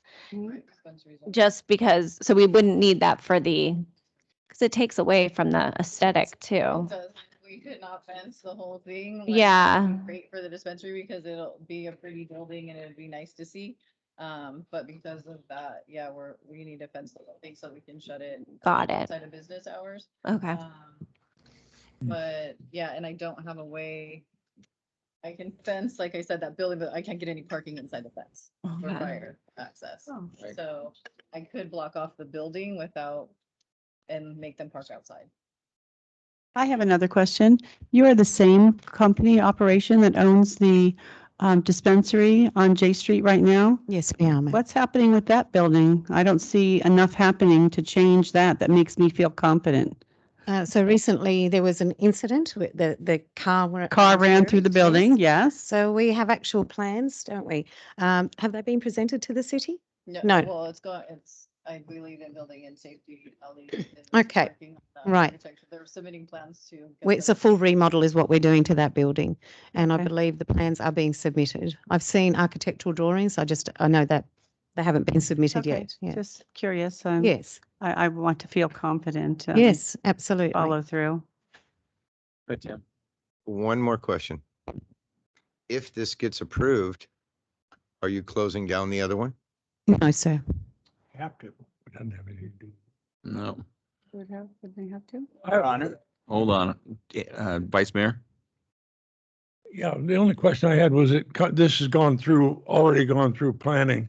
Yeah. And I think they might have picked up on if our requirements were that, why wasn't that presented to us before tonight? That's true. I was wondering about the planning commission. They didn't have any issues. It was unanimous. I maybe ought to send it back to planning, Zach? give them a chance to work out what we brought up tonight and what the other ideas that you just came to you. And maybe that a little bit more groundwork and planning might make going through the council and getting this off the ground and finally done, huh? Thank you, Mr. Mayor. Okay. Zach? Cannabis retail businesses under Needles Cannabis Code is only one retail business per business. So you can only own one and sell out of one store. That's all I was saying. They are separate licenses.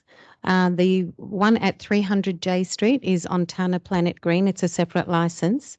The one that we are proposing at 1400 J Street is also a separate license, and it is under the Herb and Moonstone. So we are, in fact, the management company for the group. That's how that works. So the ownership is different. I'm the owner of the 1400 J Street.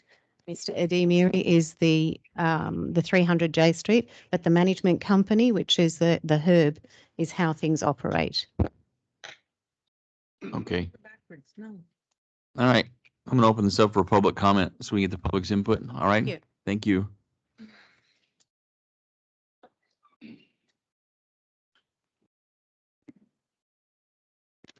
What was your name again? Jeff. Good evening, Honorable Mayor and Council. Sean Goodmanson, 1406 Bailey. Well, it seems like deja vu again for this location, except with one exception. I'm on this side of the diocese and not over there. And for two, that I've had to reevaluate my decision on this, and now I am in support of it for a few reasons. Mainly because give my spot. Mainly because that building, since the last denial, set vacant for the past 18 months. Nobody has came to this city with any application or interest in any restaurant or any other commercial use in this facility. So here we go, are hindering a property owner from getting use out of his facility. That we should not be doing. I agree with Jeff as a Republican. That's their right to do what they want with that building. And for two, since then, we've had another restaurant close since then. So the interest in a restaurant within this town is diminishing daily. So the only concern I did have, which wasn't brought up prior to this, was the location was due to the fact it was close to the walkway from the school. I believe with mitigation, we can, if the applicant would agree to make that pathway coming down to the hill enticing as a pathway, I think we could come to an agreement as a council in the, in the applicant of making that area look better. And for two, I think that back building is beautiful. If you look at the Taco Bell buildings, that's the same concept. You can't see this as enticing that neighborhood, then we all need to get some glasses. And so lastly, what's troubling to me is that we stay here tonight at this budget hearing earlier, and we're hearing about we may have to scale back our road projects because we might be short of the money that's coming in. So here we are is going to bite the hand that feeds us with cannabis revenue that's coming into this town. You can't, I mean, yeah, I always say location, but I think there's a viable option to make this location work. So that being said, I would hope you guys would support it. I think you could put a fence on the inside and make that cultivation facility work. If you're going to improve one, why wouldn't you improve all three and increase our tax revenue for this town where we don't have to scale back our future road improvements? Thank you. Thanks, Sean. Thanks, Sean. Sarah Johnson, 1320 Santa Fe Circle. I'm concerned with this property because once again, like you said, deja vu, we're here again with another dispensary.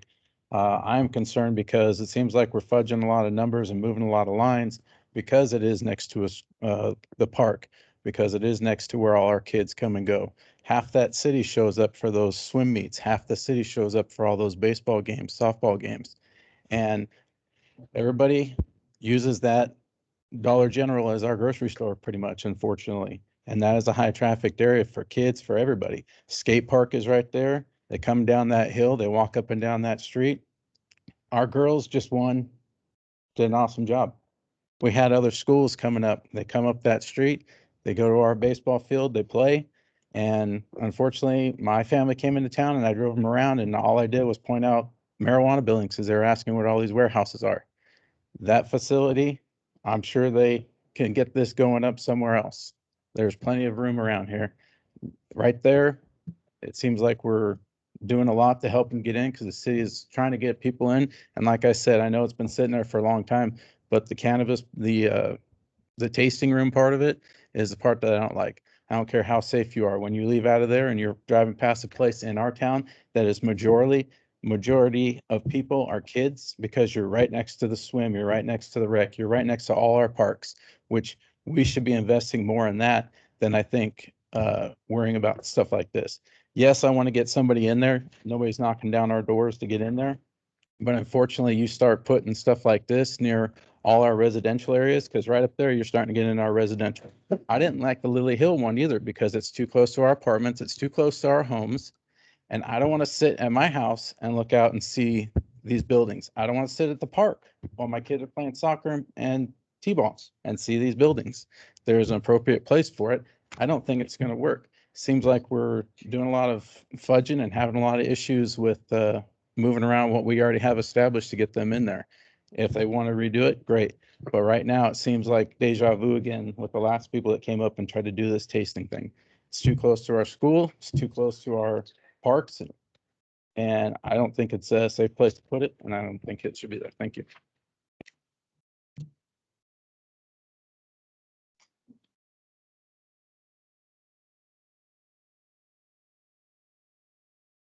Council members, Mayor, my name is Rita Gilmartin. I live on Larchwood, 1332. I just recently retired here, been here less than 2 years. I retired here because I don't like shoveling snow and I love it here. And I have family, an extended family here. My kids are grown up. That was one of them. But my grandchildren, I'm concerned because yes, they're at that park. They're at that park. Baseball, they're swimming, they play soccer, you name it. They're active and they used to go to the rec before COVID. And a lot of kids did. And a lot of kids go to the skate park. And I don't think this is a proper place for that to be. I retired here because I like it here, slower pace of life. If I wanted to live near dispensaries and bars and things like that, I could have retired in LA. But I didn't. I retired here because of what we have. And by the time you do too many of these, I mean, how many do we need? I know it brings in extra income, a lot of extra income. That's great. There's got to be a place for them and a place for the public and the citizens.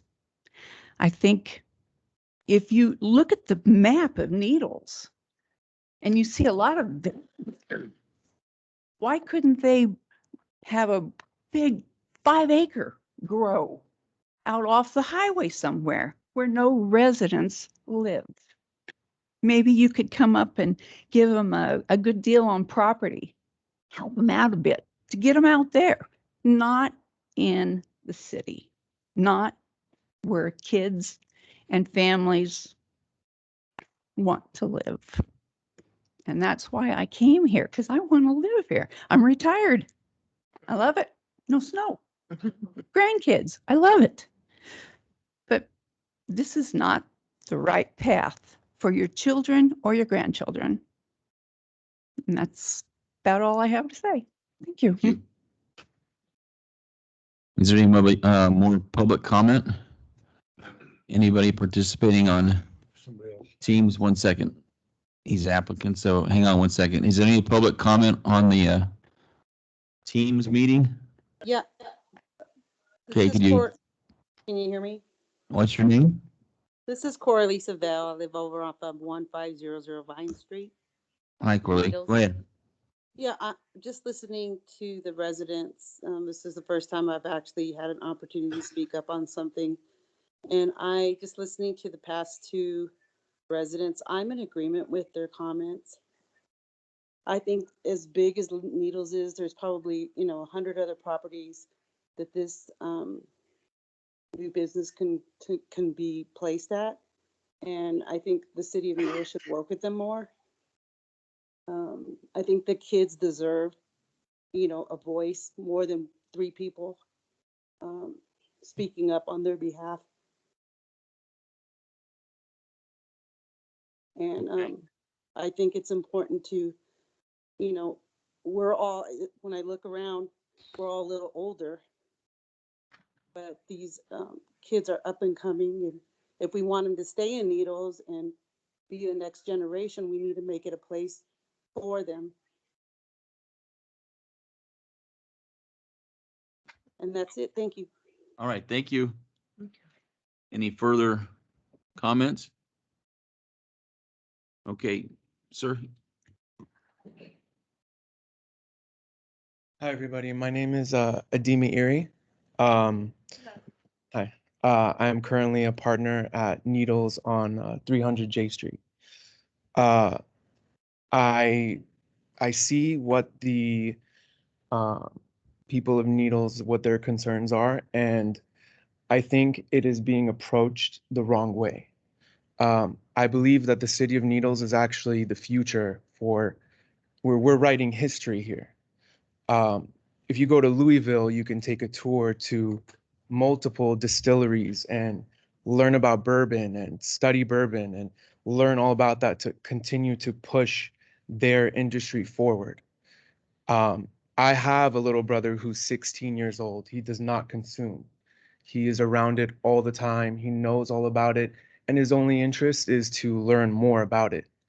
I believe that the future is cannabis, and rather than look at it as children being around a drug that can be a gateway down the wrong path, we should be looking at it as the future for a potential upbringing of strength and empowering the city of Needles so that one day, not only is the revenue coming in from sales and distribution, but also from tourism, where people are able to come in and learn, and it will only benefit the city of Needles.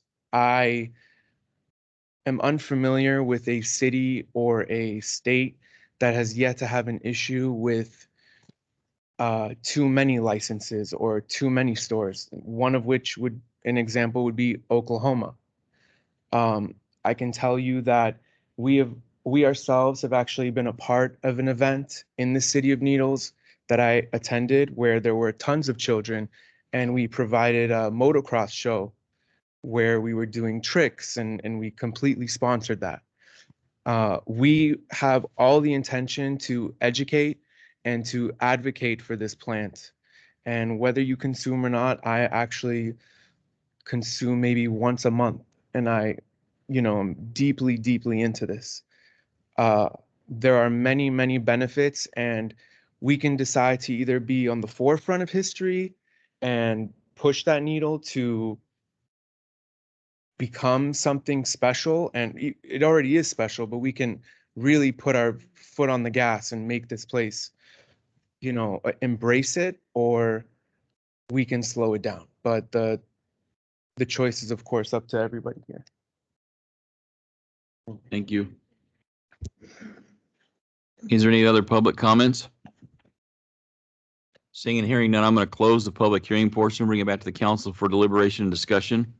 This is still reference the resolution 2021-27, the conditional use permit for the combination retail, cannabis, and consumption lounge.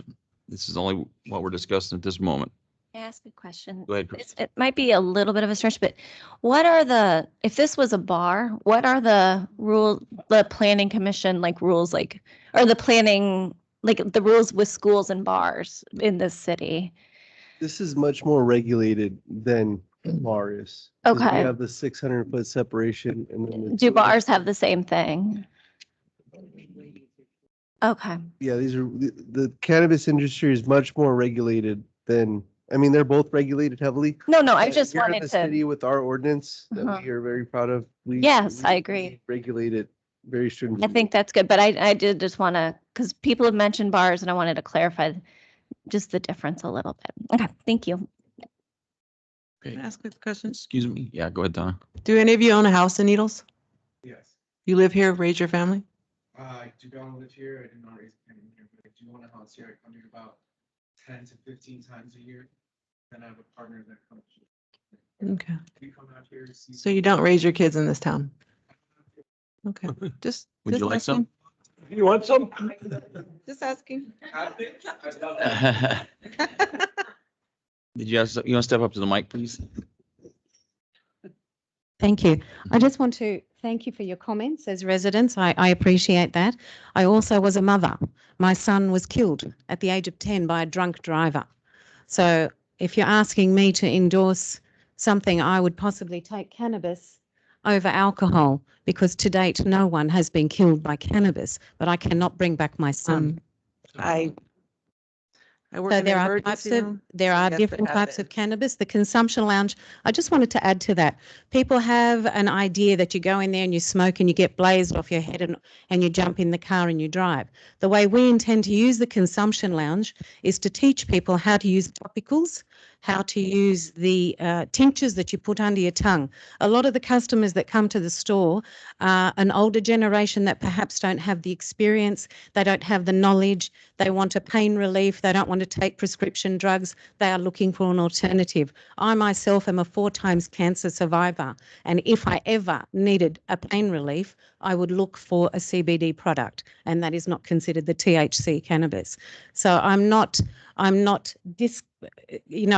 considering everything that's being said. I'm fully aware of it. And I understand you have children and you have family, and we all do. However, as Mr. Martinez has pointed out, it is a heavily regulated industry. There is not a person under the age of 21 that can enter that facility without having their ID checked twice. Thank you. Thank you. Thank you. All right, any further discussion from the council? We need a motion. Your Honor, Yes. I'm going to make a motion to approve item number 3. Okay, I'm going to second it. we have a motion, a second. Any further discussion? We'll call for the vote. Clarify that is the. Resolution for the consumption lounge and the dispensary. You vote Vice Mayor Pageant? I did vote. Okay, I know your light sometimes doesn't work. Thank you.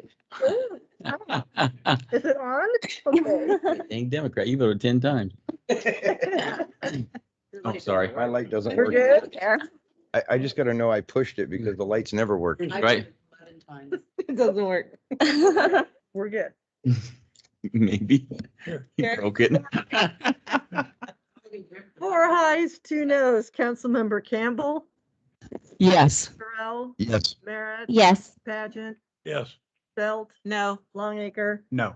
Thank you. Okay, that passed. Number 4, public hearing notice to consider all evidence and testimony for or against a conditional use permit for a 459 cannabis distribution facility located at 1400 J Street. Your Honor, Yes, sir. I make a motion that we send this back to Planning Commission. Patrick? I would recommend that the council, unless the applicant agrees to that, I would recommend that the council provide their comments and concerns as to why this project shouldn't be in this location, and the applicant have an opportunity to respond to these questions and answers, and then deliver a different setup or site plan for the council. That'd be my recommendation. So So it doesn't need to go back to planning commission, it just comes back to us with our concerns because they didn't have any. Right. that's correct. That sounds good. Your Honor, Go ahead. my concerns, as I stated before, are the fencing. That is it. It has, in my feeling, for me to approve it, the distribution center has to be secure. No human being can just walk up to you. I mean, I watch a lot of crime Here's a building. shows. I'm sorry. Contra Costa rebels taking up their truck and coming right up to your door. I want you protected. It's you protected as well as the public. So I want that fence, and that's my concern, is not bending our rules. We do have a code and we're going to stick to it. We're going to stick to it. Yeah, and we're not trying to bend any. I know code. you're We're not. Trying to fit in, and every project is different and has a, So thing however we- that works for you. So if I came back with the distribution in the back building and the fence, like right in front of those parking spaces, so that it was secure, then I would have your thumbs up. Your I Honor. think that'd be fine. Okay. Tim? Okay. Have you been over to the Taco Bell place? I just signed that. Yes, that's my Okay. plan. And they've got their grow facilities in the back and then a complete fence and then the Taco Bell section is separate. Only for right now. Well, that'll be Right. demoed in a new building. You'll see that coming up soon. Right. Right. So. But they have a fence. But yeah, because it was 2 parcels and we were gonna do something different, he was gonna one day make it a dispensary as well and all of that, but it's gonna be more cultivation. We're just gonna max out the cultivation. So it's not gonna be a dispensary and it will be 1 parcel eventually. But, yeah, I get what you're saying. And like, honestly, and maybe we can do something different with the fence in the front and open up and not have to do the whole fence around. And just have the fence toward the back so that it'll be prettier for the city, like at least coming down, you'll be able to see, because sometimes we do a bunch of nice landscaping, but it's behind a big fence, so you can't see it. So we can back that fence off and off this front side and kind of just do the front, give it a different look. Well, based on your artist rendering, Mhm. that's a beautiful fence around there. I'm not 100% against keeping it. It's lovely. It really is. What's amazing to me is the way you disappeared the Motel 6 back there. Yeah, Yeah. great view. Yeah, just the right angle. I thought maybe they bought it. All right. Maybe they bought it. Yeah, So- the bottom line is it just needs to adhere to the code of needles that's already written. And that's the part that needs to be adjusted, moved, shrink it, move it, twist it, And I don't agree to to that. fit the code, not us bending the code. I don't think you agree with that. Like do, I think initially we were trying to first off the parking lot. I don't want the cultivation there. And it just never came. I don't mind them selling this. But yeah. I don't want them growing it there. That's what- But instead of Okay. us potentially bending the code to fit the building, we need the building and the property to bend to fit our code. And that's pretty much the bottom line. So that's the part you really need to work on without too much more input on it. It's just, it's in writing, make it work. Vice Or Mayor, pick a different Paget. spot. Yeah. Go ahead. Well, as I said, I don't think we need to be growing and cultivating marijuana in that area. And I think for that reason, I wouldn't vote for this, if what you're saying. So there is more than one problem. Patrick? Your Honor, we're talking about the distribution center right now. Right. So just the Oh. distribution facility, and then the next one will be the cultivation. I thought we were talking about cultivation. No. Just a moment. Why would you have a Go distribution? ahead, Tana. Why would you have a cultivation with a distribution without a cultivation though, right? The reason being is because. Please come up to the mic. Yeah. You can bring it cultivate. They can import. Yeah. you can- One of the can import? reasons, They can import. one of the reasons you would want you could have a distribution center without a cultivation is because one day cannabis will be federally legal, and being the benefit is that we're in a tri-state area touching Arizona and Nevada, you would be able to distribute to other states as well. That's so neat. And the original plan was So you going could, you could distribute to needles from a different location and then be able to distribute to other states. Even if you're, not growing it there, just Right. growing it somewhere else. Bring it in, Oh, I see. warehousing. Go ahead. Just on that, on the licenses, you can be a distribution license and not have a grow, or I could just buy, sell. You have to be able to move it between. Moving it. Yeah, so to go from cultivation to any kind of retail outlet, you have to have a distribution license. So it's a necessary evil, but they've kind of segmented the business a little bit. So I can just distribute and pick it up and, send other people's product all around. So a lot of times you'll see that everybody puts them all together or has all the licenses so they can distribute their own. The problem with, I know it seems like, oh, there's so much land out there, go pick some 5 acres somewhere else. The problem is over there's not water, there's not power, so I have. There, I don't even care that there's not a road. Making the road is not the problem, but water and power are what's keeping cannabis in your city limits more. The further out we go, and trust me, you guys know all the people that own all the land around town, and everybody, they have tons of land that they would love to sell. One, there's the cannabis zones that it's allowed in. And I guess this is more for even the public, just to understand why the cannabis buildings are where they are. Because of the green zone, and because of the water and power demands that it requires to grow them, we have to be where the power and water is able to get. So I can't, otherwise I'd love, because it's so much easier on a 5 acre vacant piece of dirt to build something, and we could have, bigger, better facilities. But I think to his point, he's right. Needles can be a destination. They're building a museum in one of their other facilities in LA. And this company is a big advocate of teaching and education and making cannabis. It will one day be like going on the distilleries. And it's no different than alcohol. Our kids go into a liquor store to buy candy, and no one's freaking out about, oh my God, they're standing next to a bottle of wine or whatever, because it's been around and we're all comfortable and used to it. And cannabis is new. And I get that there's that hesitancy, but it's highly, way more regulated than any of the alcohol has ever been. There's guards, people can't get into the building, kids aren't allowed in. Our kids are around cigarettes and alcohol all of their lives, and they choose their path, and it's going to be the same with cannabis. It's just everybody needs to get accustomed. Okay.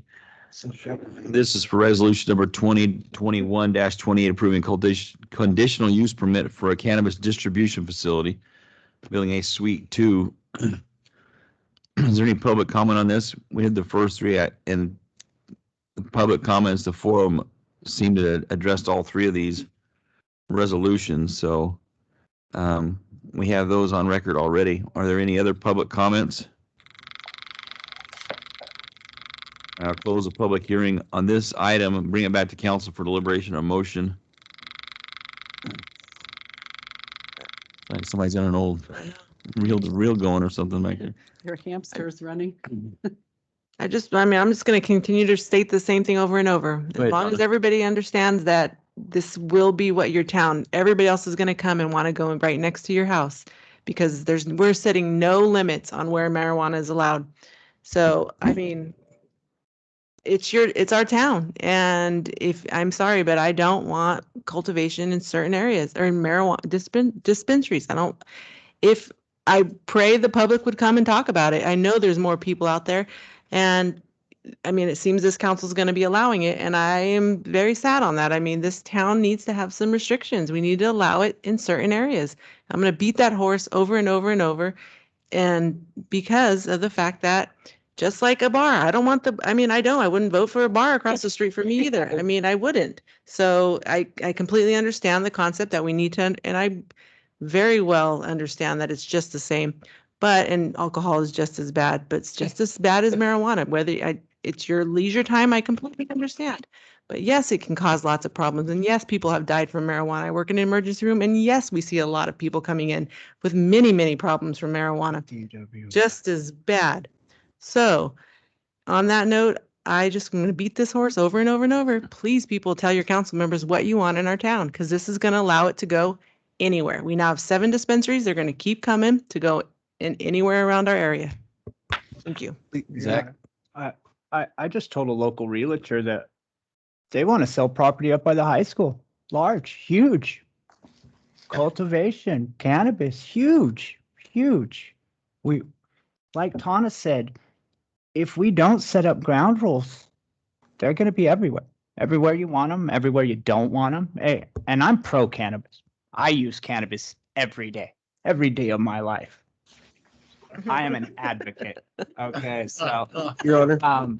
before we jump on this, I would love to see lounges. I wrote and pushed for lounges. I stood before this council as a bud tender and fought for recreational sales, which tripled our taxes. You know, I know it doubled, almost tripled the first year. So I'm all for cannabis. Once again, we're changing property lines to accommodate cannabis, that property lines that all our children play on. And I don't care if there's cigarettes or any of that. I'm going to have to agree with Tana. If we don't set guidelines and boundaries, then why don't I just call Jerry tomorrow and say, hit the planning commission up, bud? I mean, he's got acres for sale. Your Honor, I just want to remind the council that we're talking specifically about the distribution facility at this site. Right. Correct. Let's vote. I think they're talking about the site as a whole, Yep. the whole thing. That's what their comments are about. Yeah. Move to it. For those rules like that. Yes, state law helped. Yeah. All right, we're bringing it back to council for motion, deliberation on this item. Your Honor, Still distribution only. Go ahead, Tim. I will make a motion to approve item number 4 for distribution at this site. We have a motion. Do we have a second? I'll second that. Okay, any further discussion? Call for the vote.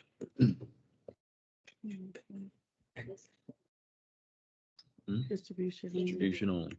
No cultivation. Not yet. That's next. That'll be fun.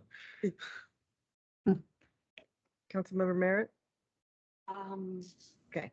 I don't know. She's contemplating. Just, Push it, Dale. Keep pushing. hey, could have been a faulty light. Her light's on. Nobody's home. 3 ayes, 1 abstention, 2 noes. Councilmember Campbell, Yes. Carroll, Yes. Barrett, Paget, Yes. No. Longacre, No.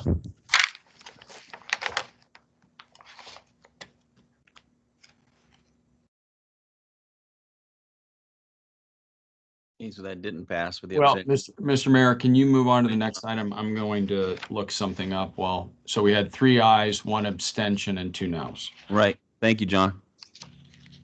All right, we'll move to number 5, which is the public hearing notice. Consider all evidence testimony for against conditional use permit for the 2-story building phase 2 cannabis cultivation facility located at 1400 J Street.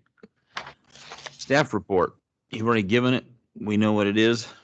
Council questions to staff on the cultivation item. All right, I'll open it up for public hearing on the cultivation part. See if there's any further. Like I said, we have the first 4 on the record already. We'll use those for the entire thing. Is there any other public comments about cultivation on this facility site? Sean, do you have something to add? Yes, sir. Okay.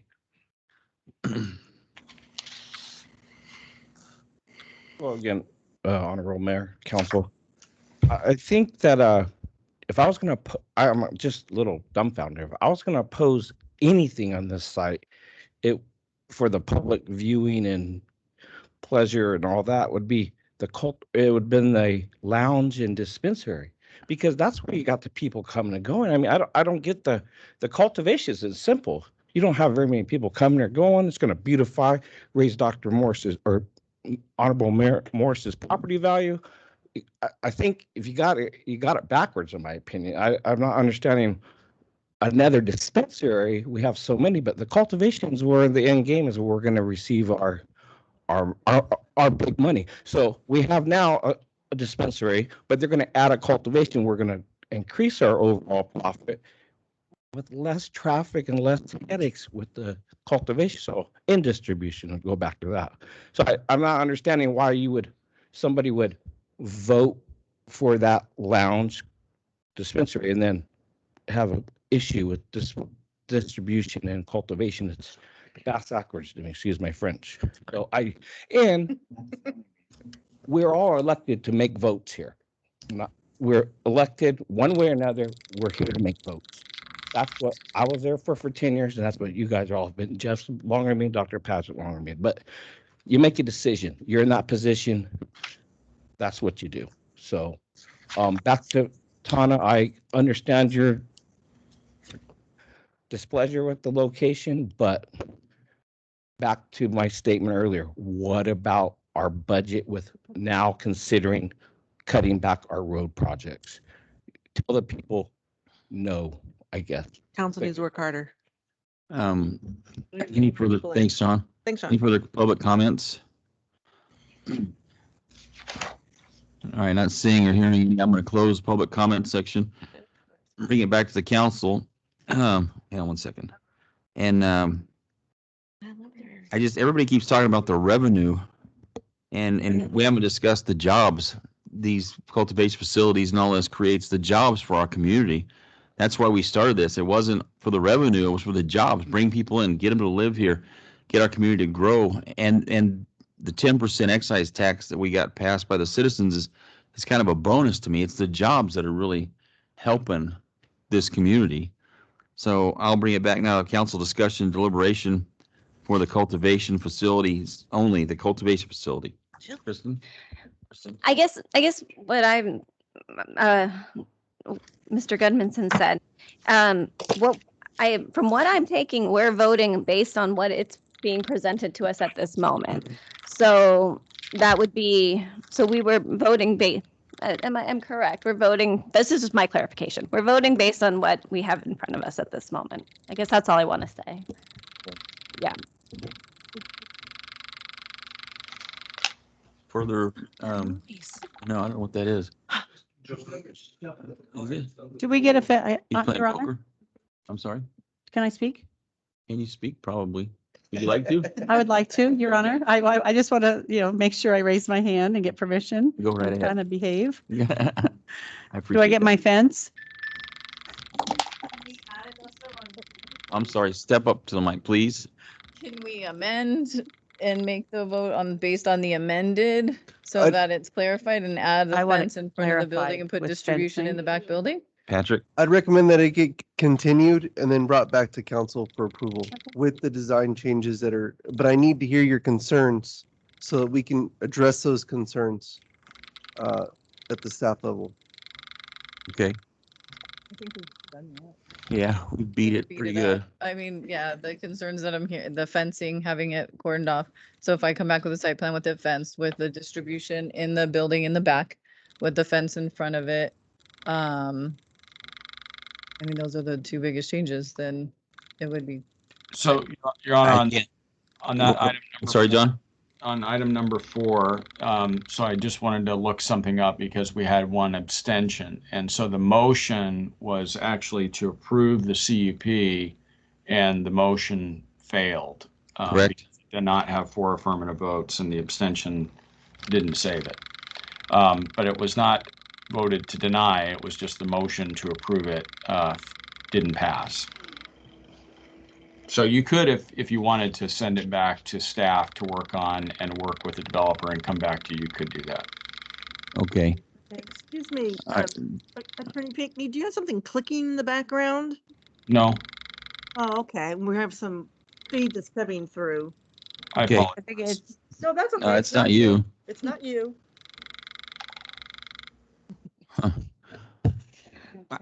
Yeah, well, if you make the adjustments, I can't guarantee you'll get the votes because I hear some negatives on the project. So I'd rather, come back with Yeah. corrections and allow you guys to vote on that directly. right. Further, Kristen? I think I was a little confused and that's why I abstained. Is there a way to revote? I'm sorry about this. no, don't be sorry. I said it No. after the meeting. Yes. I'll make a motion to table it. Table. Table. All right, we have a motion to table, which stops all discussion on the cultivation portion of the CUP. So we have a motion. Can I ask for clarification? If they move to table, does that, do we have to continue the public hearing or do I have to start all over again with a new public hearing notice? You concluded item number 3, so that's Right. obviously not tabled. You had a vote and a public hearing on item number 4, so the public hearing has been held on that item. On number 5, did we open that up for public hearing yet? Yes, and closed it. It's back to the council for deliberation. Okay, so on that item, we've conducted the public hearing. We don't have to renotice another public hearing on it. And what about So we council? tabled, we have a motion to table until the next meeting? Can I, Till the next meeting? Well, it was, I have a question. I get, maybe the term table is wrong and maybe, what? Continue it. Continue it is better Can I ask a question? word. Okay. I guess I should change it or No. make the motion that we continue the matter to the next meeting. Okay, I'll second that. so we have a motion to continue it. The applicant will get back with staff and work these issues out and then bring it back next meeting. Okay, we need a second. Oh, we got a second. Thanks, Tim. Can I ask a question before we move Sure. forward with the vote? Go ahead. Only because I made a mistake and I didn't say anything till after the meeting and Kirsten has said she wants to change she wants to revote. Yeah, we're gonna So- address that as soon as we Do get done that? with Okay, 5. I just wondered how that worked because I'm learning on how to make mistakes and how to correct them Okay, in the proper way. Thank you. Okay. call for the vote. So this is. No, this is to continue to next Continue, meeting. to continue to on the next meeting. Cultivation. We're just, We got a vote. yeah. It's okay. Call for the vote. 4 ayes, 2 noes. Councilmember Campbell. Yes. Carroll. Yes. Barrett. Yes. Pageant. Yes. Belt. No. Longacre. No. Thank you. All right, we're gonna go back to number 4 now for a reconsideration. Back to resolution number 2021-28 on the conditional use permit for the distribution. Do we need a motion for that, John? Yes, so you had a motion, I believe, by Vice Mayor Paget to reconsider that item. Am I correct? No, Councilmember Merritt. Well, I know Councilmember Merritt, did you make a motion, Councilmember Merritt, or just say that you would like to reconsider it? I can't make the motion. I Yeah. assumed. Tim made the motion to reconsider. Yeah, Councilmember Terrell moved and Pageant seconded the first motion. There you go. That was the one that failed. Right, so is there a motion by? Oh, we need a motion to reconsider. We need a motion to reconsider by the council members that voted, No. that did not vote in favor of the prior motion to approve. Okay. The ones that were on the prevailing side would need to make a motion to reconsider the item. On the non-prevailing side. Yeah, no, the council members that were on the prevailing side, that I believe are Councilmember Tana Belt, Councilmember Longacre.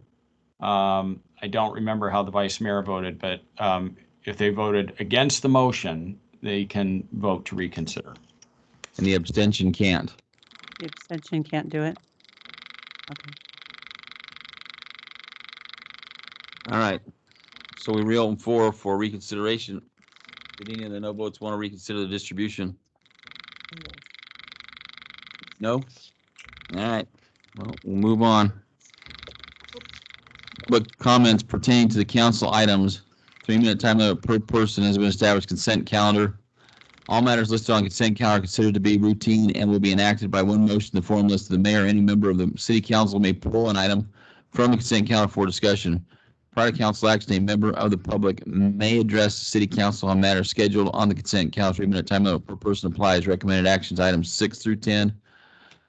Approve it on the consent calendar by affirmative roll call vote. I thought we were down there. Whoops, we got a lot more to go. Whoops. Your Honor, Yeah, I'm sorry. I'll make a motion to approve 6 through 10. I'll second it. Any discussion? All for the vote. Used to this button. Councilmember Bill? Oh. She was done. That's close enough for one. Yes. Terrell, Yes. Merritt, Yes. Paget, Yes. Belt, Yes. Longacre. Yes. Thank you. All right, number 11 is the ordinance number 637-AC amending the Needles Municipal Code, section 99.02, building materials to allow permitting of structures with a steel exterior to be streamlined, entitlement process, and be permitted through a site plan review. This was asked to be brought back on by Councilmember Campbell for reconsideration on this vote. So that's the motion. We need a motion and a second to move forward on this item.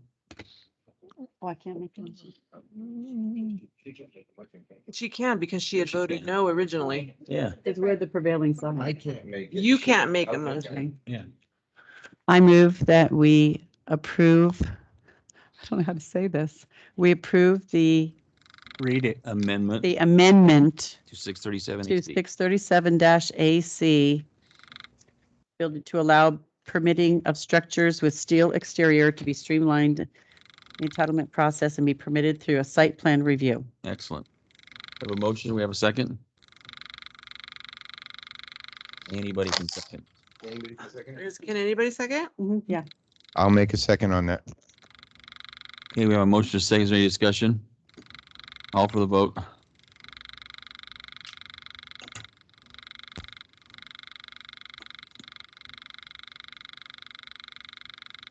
Councilmember Terrell? That noise is irritating. No, my light just went on. Okay, my light never worked. Okay. Yeah. 3 ayes, 3 noes. Councilmember Campbell, Yes. Terrell, Yes. Barrett, No. No. Belt, No. Longacre, Yes. Mayor Williams. Yes, 4 ayes. it passed. Motion carries. What's that, John?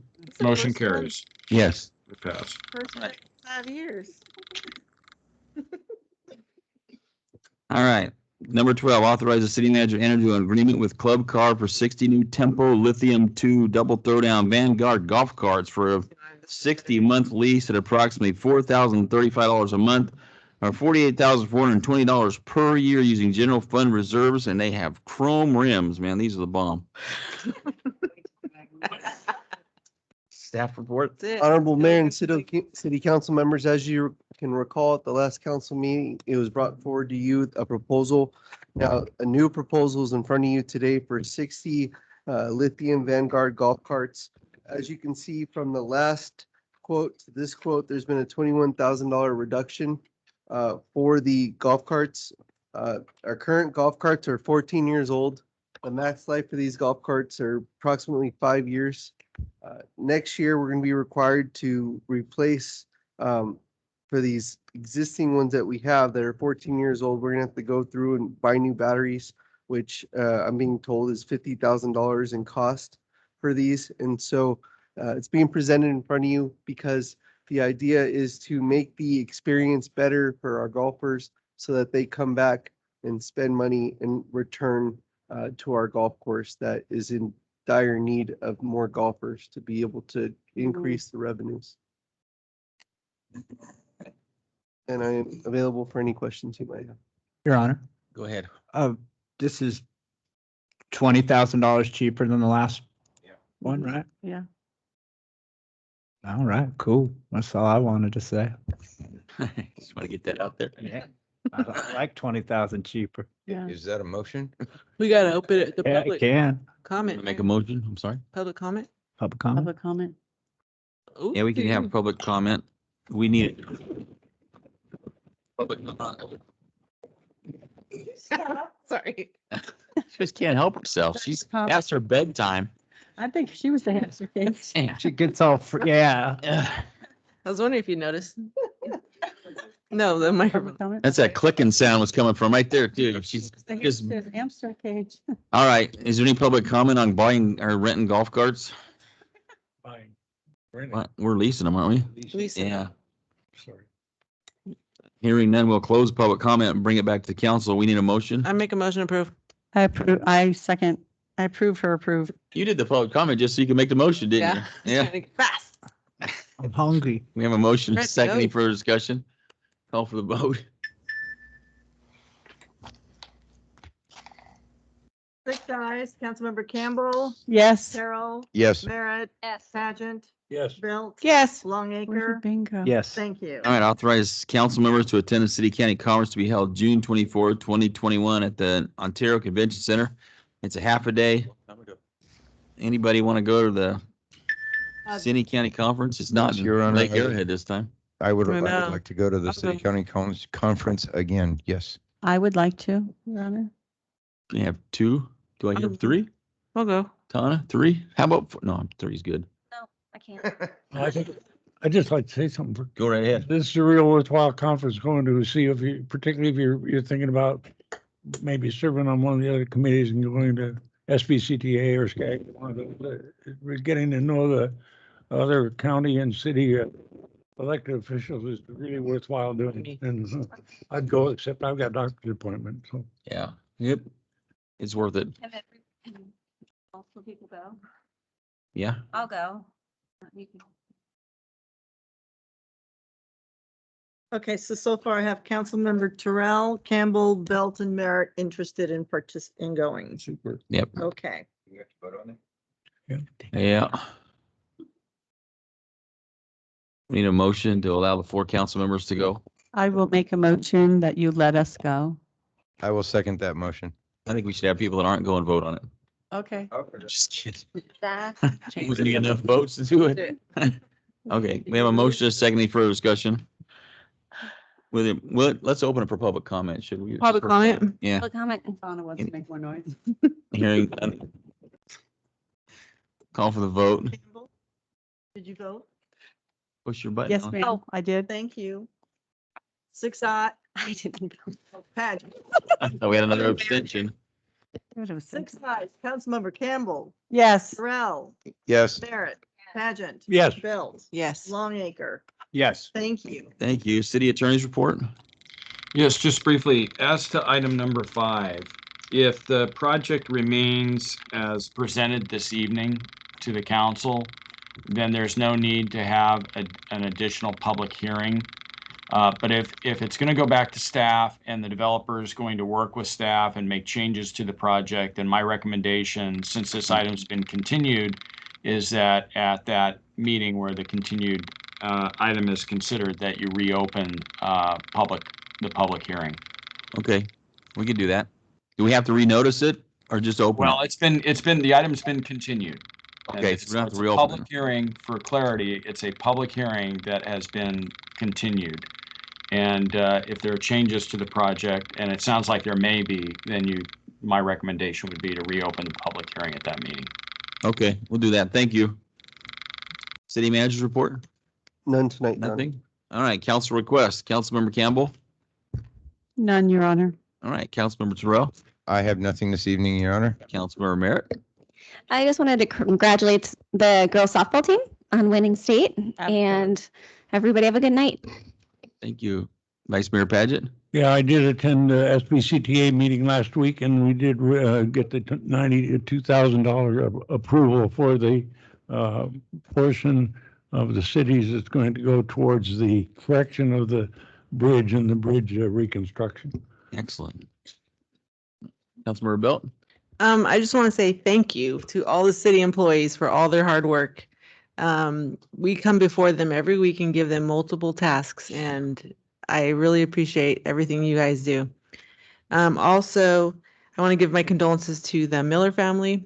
That's a horrible situation all around. And congratulations, class of 2021. Thank you guys. Have a good night. Councilmember Longacre? Your Honor, I don't have any requests tonight, but I would like to convey my condolences to the Brown family, the Matthews family. They lost Brady Brown to COVID. I believe that. He is one of the fires that put me in this seat, Oh. and a piece of my heart left with that man. Have a good night. Thanks. All right, with that, I don't have anything. Thank you all. Have a good night.